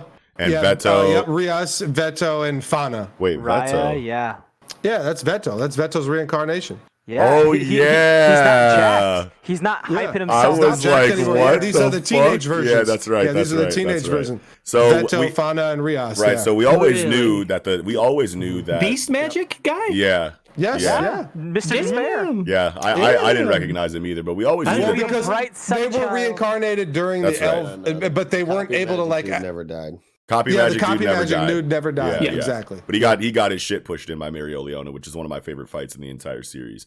But he's goofy. I love him. Yeah, but we always knew that they were going to come back, right? And but I forgot, like I wasn't expecting this, so that's good that I wasn't expecting it. But like now that they're already here, did come back like 100 chapters ago, and now we're finally seeing them. Oh wait, really? Yeah. They were already reincarnated. Like during the arc. That's what I mean. Is that like we knew because they were reincarnated and just kind of like left. Like the story. They were just kind of gone. We knew that they were going to come back, but I personally like forgot about them. And like, and now that I see them here again, it's like, okay, obviously they were going to eventually come back. Why not in an arc like this? You know what I mean? When it's like devil related, and like, so was the last arc that they were in. You know what I mean? So but because elves seem like elves at first seem like the counterpart to humans, but they may be the counterpart to devils, right? Like they might just be like a divine being. That's kind of what it seemed like Patry/Licht was, like for a long time. So I think that they're fairly spiritual, and they're like if there's devils, contractors, humans, elves, spirits. Yeah, that feels good. Like elves are elves have always had like a more of a spirit themed existence in a lot of fiction. And I think I love that they're there, and I think it'll tie in with like Vengeance's redemption, like the redemption of all of them, like the choices that they all made through empathy or through like revenge, but it's all gonna like circle back, and I'm looking forward to that a lot. Fuck yeah, dude. Yeah, me too. Yeah, I liked a lot about this chapter. It definitely does seem like, I don't know, like I feel like I share some of the similar concerns Nickums does with just Vengeance, because I've been the guy yelling about him the whole time. Yeah. But that's what I said. Like it's pretty all right. Like it's good enough for now. We do need more. Definitely. Yeah. This is just personally like my favorite area of Tabata's storytelling is downtime, which we don't see a lot of in his storytelling. Yeah, we don't. You know what I mean? Like I love his choreography. I love his art. I love his characters. But like just considering all of the gripes that I have with the direction and the choices that he's made in his story, seeing this area like whenever we do is always like what I'm like most excited for. Like in a fight, it's like cool. It's like, oh fuck yeah, new Black Clover chapters out in the middle of a big ass fight. I'm gonna see some really cool moves. You know what I'm saying? But like all of the things that I like need from shonen storytelling don't shine through in any of Tabata's areas that most people are the most hyped for. You know what I mean? Like the conflicts always end the same way that we know that they're going to. The development comes in like really awkward ways, in my opinion, or sometimes they're not. It's not there like at all in any way that I can say is well done. You know what I mean? But like when it's just like characters chilling and talking, which I feel like he should do a lot more in his series because of how good he is at it. Like this is when I'm like, fuck yeah, dude, give me more lore, give me more, like character interactions, give me more, anything other than cookie cutter shonen like progression through arcs that we see in his story usually, which is one of my biggest complaints of it right now. But as far as these last couple chapters have been, this is when I'm like, yes, 3-4 chapters have been really good. Yeah, definitely. Yeah, absolutely. That's all I got. Well, though. shit. Yeah, me too. Alrighty then, with that, we can probably go ahead and jump right into the pièce de résistance. Chapter 990 of One Piece. Army of One.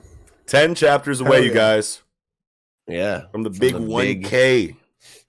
Yeah, amazing. We're not far. Gang Badges, All My Family, Volume 34. This is a really I like as we've been literally talking for 6 months about how through with this fucking cover story we are, but this is probably my favorite one of just this art of them with their hands on the ropes bringing Pound into like towards the ship, dude. Like 34 weeks, man. 34 weeks of this, and not counting breaks. It's like not counting breaks, right?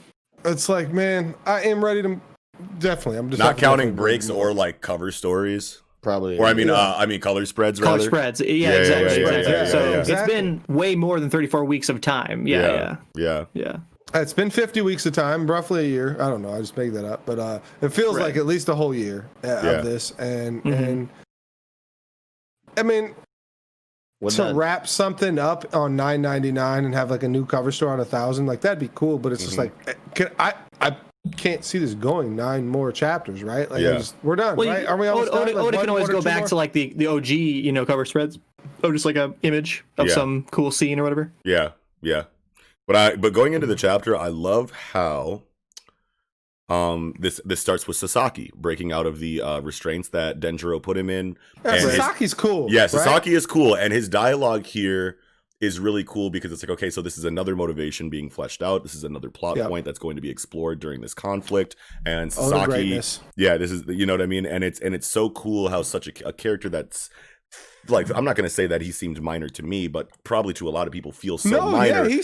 I mean, even within the Toby Roppo, he seemed like he was one of the bottom ones that we would focus on. In the periphery, and he's going. And I can just, to me, as the only fishman, he stood out. Yeah, he definitely stands out in that way, in that regard, but absolutely. But as far character-wise, like, not really. This is the one right here. Yeah, but this is now we're getting a magnifying glass on him for a moment here in the beginning of the chapter. And he's like having like a very like human kind of like moment here where he's like, my best friend betrayed me. Mm-hmm. Yeah. I know because I know this guy that he's got to have a really good reason to. It's got to have something to do with the last 20 years because I know he's a retainer now with the new information that I have. And like, even though I kind of like would agree with that normally, my best friend still betrayed me and he's going to pay for that.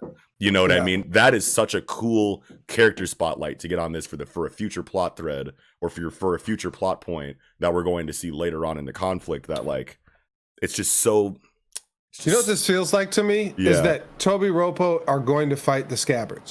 And they're not going to fight the Straw Hats at all. Like, I mean, maybe they all fight. You know, maybe who's who fights Kinemon or whatever, you know, like, and they go through the whatever. But I with this, I mean, Sasaki, I forgot about as a Toby Roppo. Yeah, me too.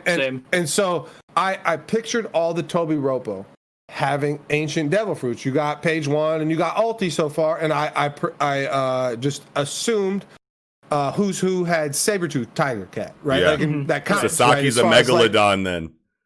Wow, that'd be great. I don't know if there is there probably isn't a water being. Is there a water being? Zones that we know of so far. Yeah, not so far. Well, and he's already a fish man, so he could still be. Get it together. My bad. But he could still be a ancient Zoan, but I really don't think he is because this is kind of where I was hung up. I agree. What you saying. I thought the same thing. I thought they were all ancient zones to Toby Roppo. Yeah, that makes sense. Yeah, me too. But now with Sasaki, like it kind of reminds me, okay, he probably isn't. He probably doesn't have a devil fruit at all, and that would be cool. Just the fact there is a Toby Roppo that doesn't have a devil fruit. And that would be tight. Yeah, like you're a fish man. You're already like a beast. Just chilling. Yeah. And you're a devil fish or something. Yeah, and we want him then, right? What'd you say? No, that doesn't necessarily mean true. That's not necessarily true. Because Kaido wants beasts to hold such a high position in his crew. He wants all Zoan users.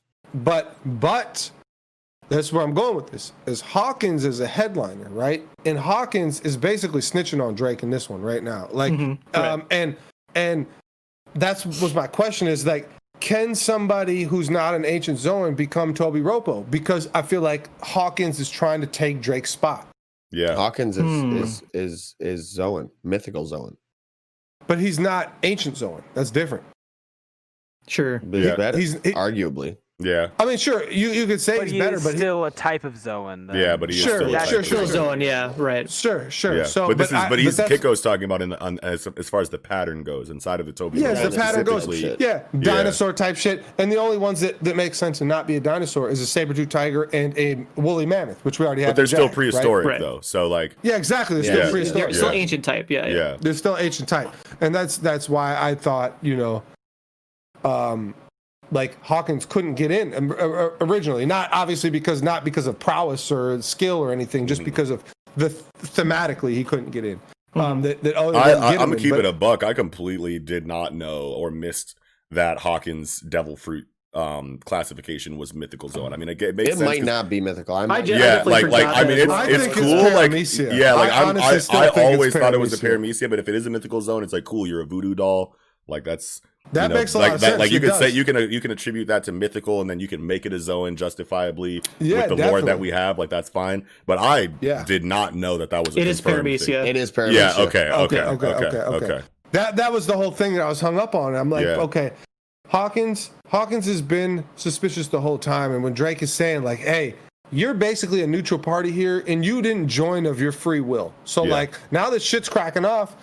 You can betray Kaido if you want to, and obviously, who would say that other than somebody who's actually trying to betray Kaido? Right. You know, and so like he's basically giving away his position, which he's already done once, basically in the sense of he is the one that fucking let Law free, and Hawkins knew because Hawkins was chilling there watching that the whole time, right? Hawkins was there the whole fucking time. That was so confusing to me. Like I'm trying to like wrap my head around this whole espionage fucking factor. thing that's going on. Yeah, definitely. And I'm like, who told on who and why? Like who's who told on who? Yeah, who's who told he on did what with who? who for how many Skittles? Yeah, all of them.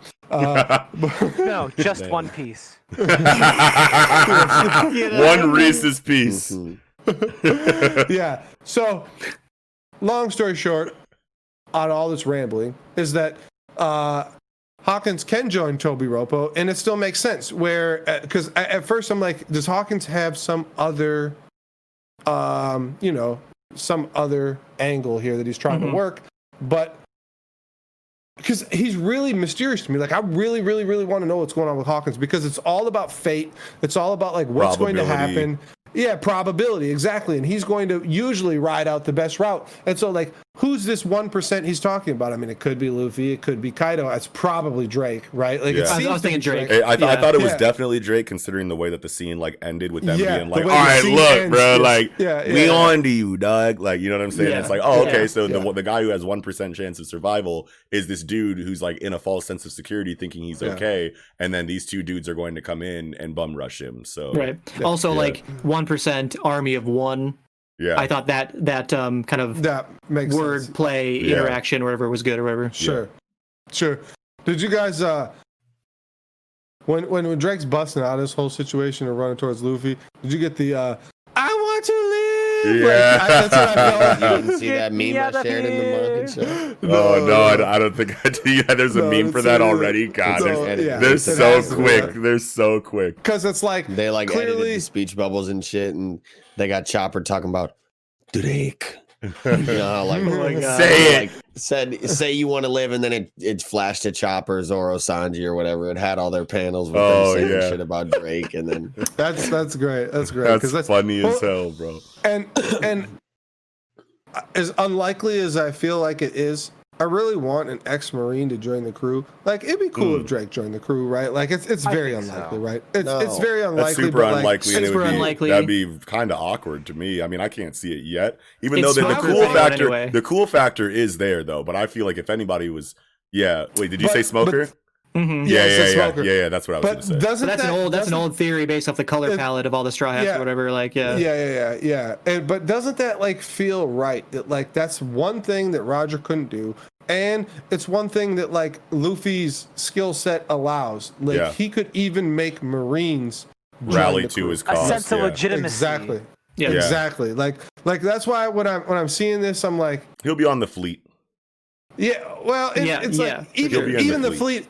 I mean, that counts to me. Like, I mean, sure, yeah, it's but not. on the It's crew. The fleet is pulling proof. up to this somehow.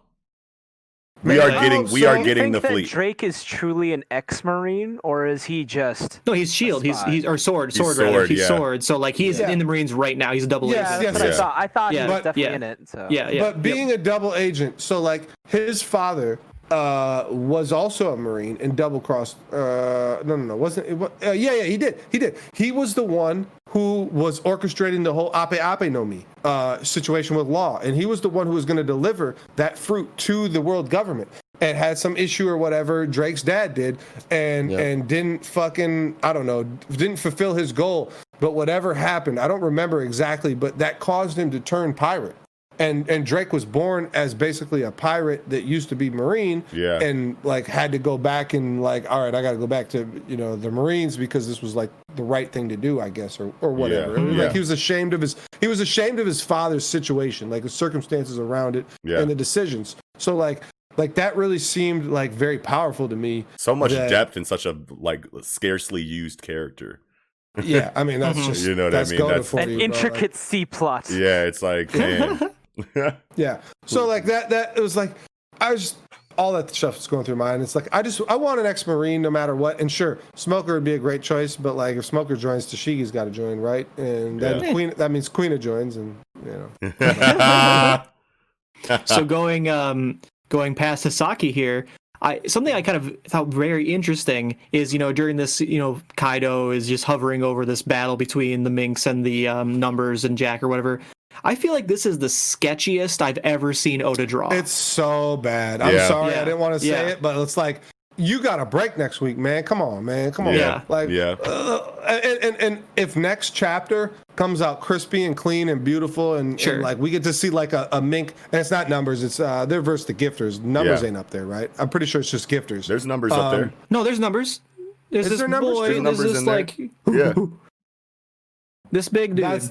That's a number. Okay. That's a number. You're right. But like look at the next one where like they're all the Oni guy? Yeah. So you got Shishilion. He's definitely attacking a gifter, and then the next one is like there are gifters. Yeah, Jack brought a bunch of gifters, but it's Kaido, gifters, and numbers. Yeah, and Jack. But how many numbers are up there? I don't know. One or two. Yeah, one or two. It's not very many. Okay. No, but it's not all of them, right? Yeah, because Luffy and Drake just one shot a number each. They each one shot a number at the end of the chapter. So now see, like now if we do come out of this break and Oda's art is not crispy and clean, then like what does that say about like the state of Oda? You know what I mean? Like that it's all plots. It's just all or is he like experiencing some kind of like physical detriment of some kind? Yeah, some kind of fatigue. Like we have no idea what is going on in his life outside of the he's a busy boy. He's a busy boy. I'll say that much. He's one of the busiest boys there is, and like we just know him as a busy guy who makes manga. But like his real life can be showing us certain things. Massively turmoil. Right. Yeah, he's 43-year-old Iron Man or whatever to us. Like he's basically our superhero. Like he's basically everything that we love. And it's like it's a very serious question to ask. And I agree with you. Like if we see this after, like if it's this sketchy after a break, that is a serious question. It's a serious question that needs to be asked, and we probably won't get an answer. I mean, I think Nickham's is the most like logical answer is that we're going plot only versus we're not going to be working on art no more. And I won't say for the record, more period, but like For the record, I think only the very, very beginning of this chapter is overly sketchy. Just this Minx versus Jack and the number guy. You're right. Like most of the chapter is very on par. Page fucking 3 is beautiful to me. To me, that's literally like the page I'm saying is like probably the worst drawing I've ever seen of Oda. I just like the contrast, I guess, is what's drawing my eye to it. Kaido looks tight, but like it's very difficult for me to see what is going on. Man, it's just a stampede of minks or whatever, and like and even the bottom panel of panel 3, it's 3 minks like shooting through the air, like I don't know, using electro power or something. Fire or something. Yeah, there's a lot of electro going on. It's electro.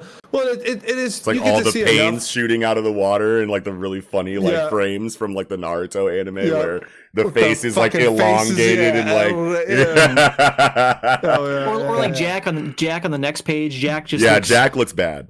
But I think it's meant to be dynamic movement. He's moving very quickly, but it just looks really, really. I mean, or maybe he's meant to be looking. Drafty.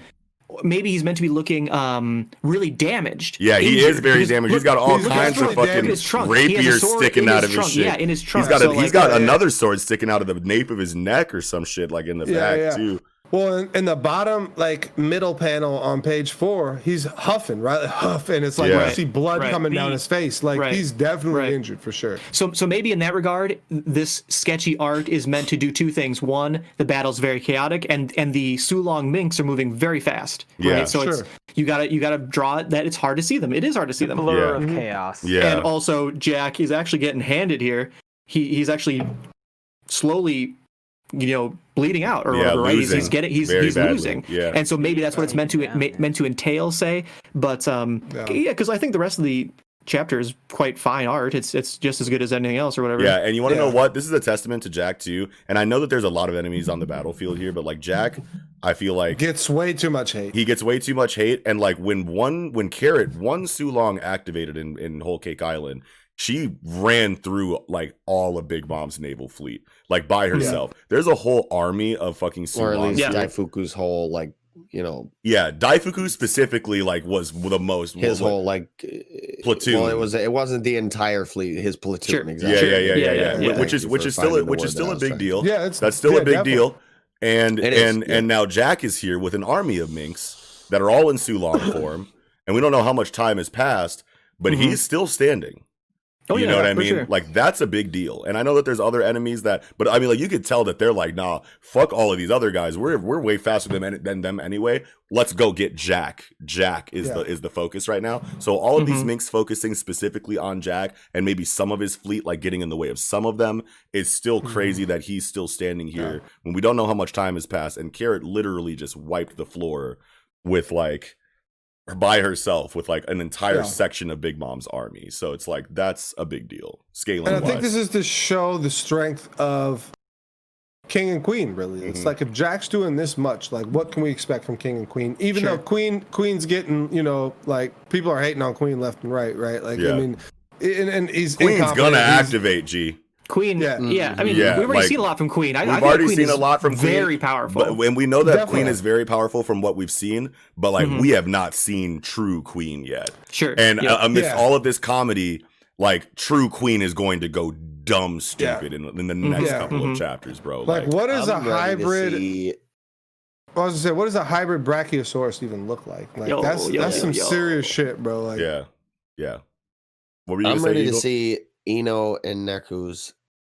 Or Inu and Neko's fucking Sulung forms already. Like, let's yeah. After image, you get the silhouettes and the after image, and that's all you get. Yeah. Ooh, they look super tight from the silhouette for sure. Yeah, super tight. I hope that we go right back to that next chapter. Oh my god, I love that. Inu and Neko versus Jack next next. That's something that I really I've been advocating for a long time, and I've really wanted to see. People always try and come up with matchups for Wano. They're like, oh, somebody's going to fight Jack. So and so is about to fight Jack. I'm like, yo, Ino and Neko got Jack. They need it.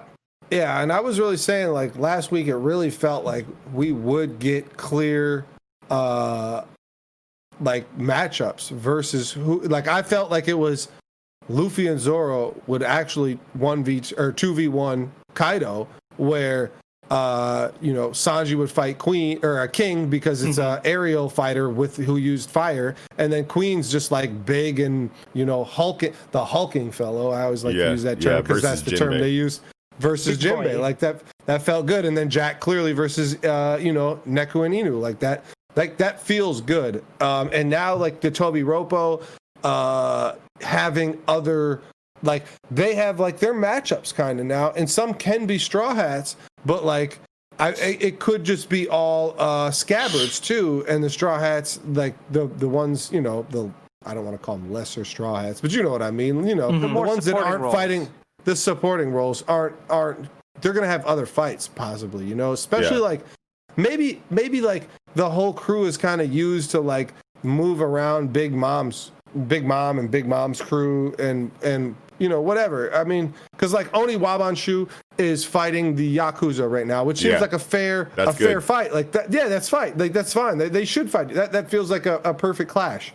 But there's, I'm just trying to fit all these pieces together, and Straw Hat's gotta just do stuff, right? Like Straw Hat's fall into place. Hey. No. I have a question. I have a question about these puzzle pieces, right? Page 10. Sure.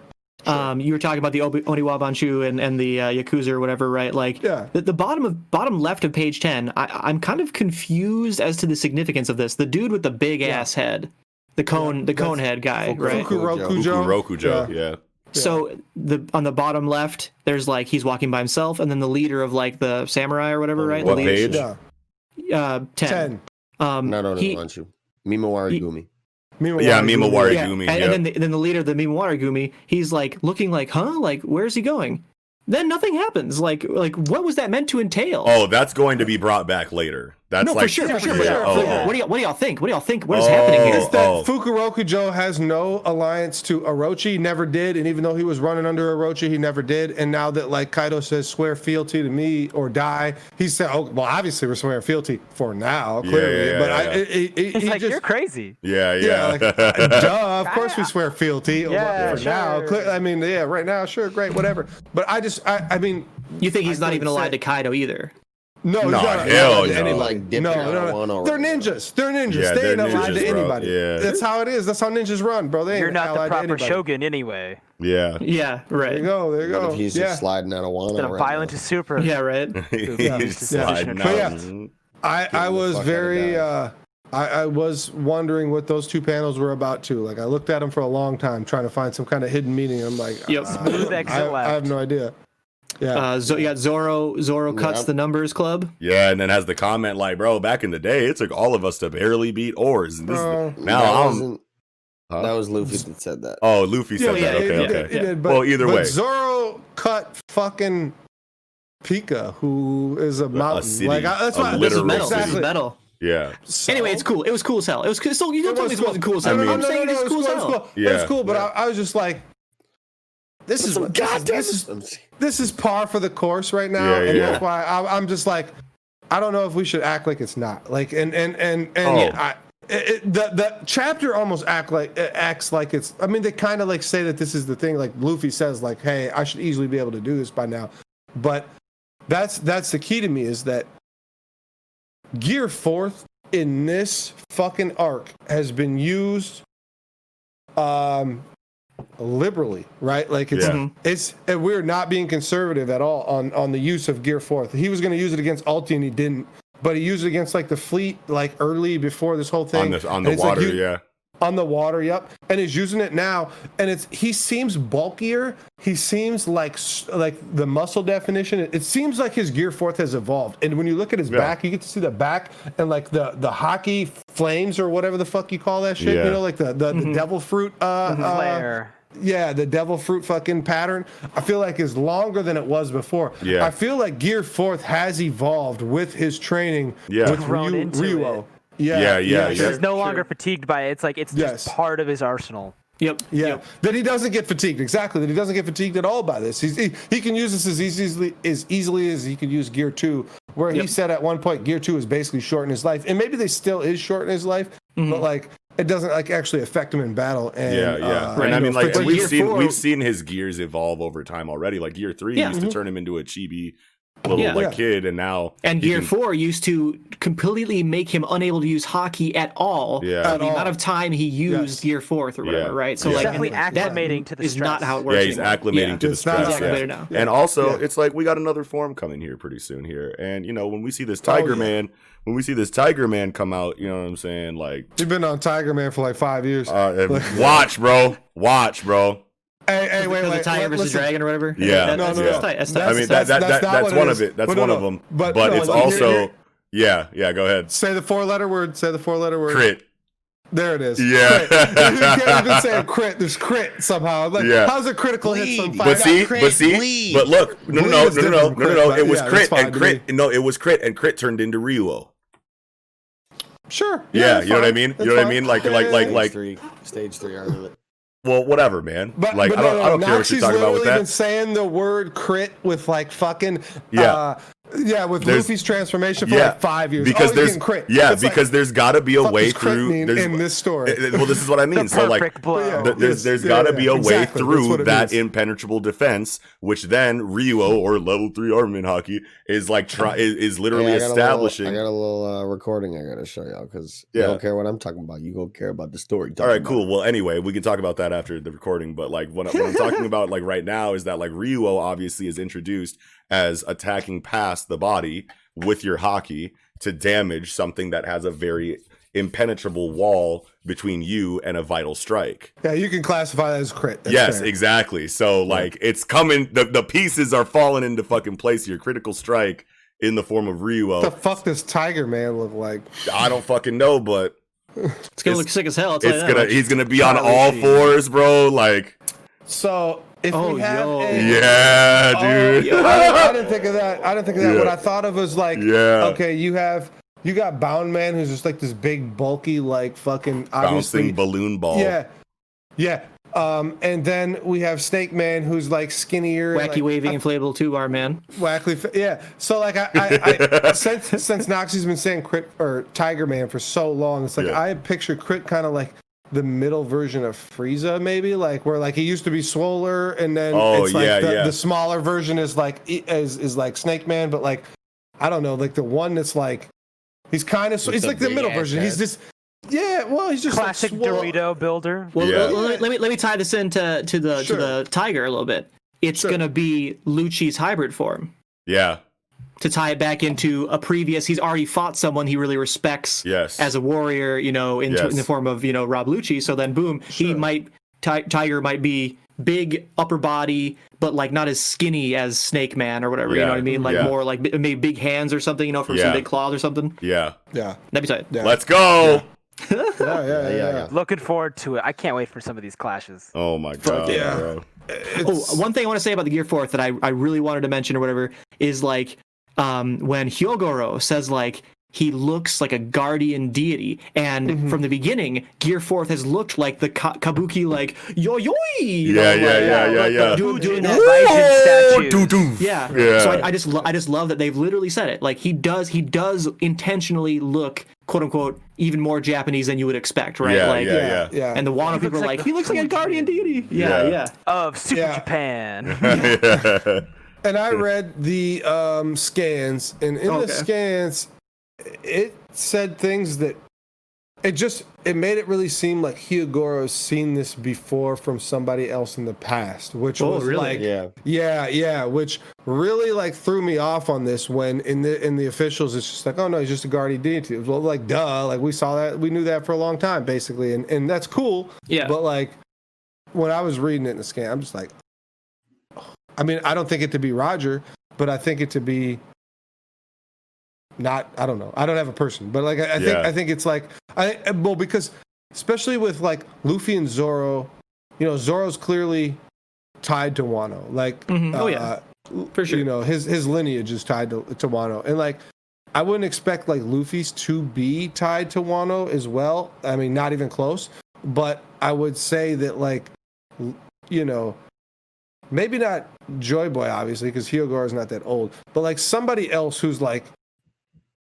Man, Hyogoro's like 80 years old, so it's like I'm picturing this before Roger even got there. So like Ryuma, Zoro, whoever Ryuma's like homeboy is from like a distant land that like came and like linked is like who is Hyogoro is reminded of Luffy for, and like Luffy and Zoro's partnership was always destined and fated between their ancestors. Yes, to meet up that's with each basically other what I'm getting to. Destined, yes. Yeah.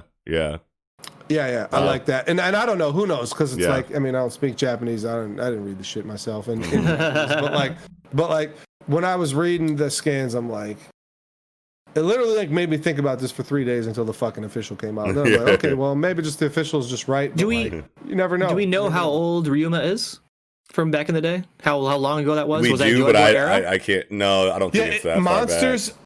far back. I think Monsters said he was 100 years or something, like 100 or. And we're considering that to be super canon, like Monsters definitely canon though. Yeah, it is. But super canon is a strong word. Like a mid-sized canon.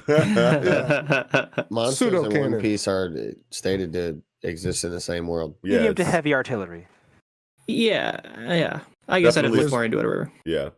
It's not in the One Piece chapters, so it's like hard to say it's exactly canon. Right, but see the reason why it's canon is because like the events of that one shot are referenced as history in the One Piece world. Ryuma definitely did what he did in Monster in a way that people in One Piece remember. So it's canon as fuck. Sure, that's true. Sure. Yeah, it just always feels awkward that it's not like a Jujutsu Kaisen prequel where it's like this was written in the middle of the story. Yeah. Clearly canon. Where like Monsters is a one shot that was before One Piece. Yeah. And, Oda just so happened to tie it all in together, or maybe just had this plan the whole time. But regardless, like you never know. You never know. Feels a little awkward. It was always Super Japan. Always has been. Oh, do we have anything else for One Piece tonight? Nah. I think I'm not good. really. No. I think I'm good too. Yeah. What a week, well, gentlemen. Woo. Yeah. It has been quite. What a year for Weekly Shonen Jump so far. Yeah. It really has been. We went this hard without a hero chapter. Yeah. Understatement. Can't wait. 3 What an days. era. 4 days? Yeah. Well, shit. 4. I think that'll about do it. So, thank you all so much for watching. If you did, be sure to slap a like on this video if you enjoyed it. Make sure while you're down there that you subscribe to the channel and hit that notification bell so you can stay up to date on when the content is coming out. While you're down there, make sure you check that link tree in the description box out. where you can find links to any and all of our online communities, audio listening platforms to consume the podcast on, as well as links to support the podcast if you would be so inclined, such as our Patreon link, where you can obviously subscribe to different tiers of extra content that we release, ranging from early access to all our content all the way up to an entirely different second podcast that we do on different series. So yes, also timestamps. You can skip segments if you want to avoid spoilers. So with all that being said, this will be another stupendous episode of the Project Manga podcast wrapping up. I'm your host, Eagle. Peace, y'all. Let's get go. Noxie. And Nickums. Saravada.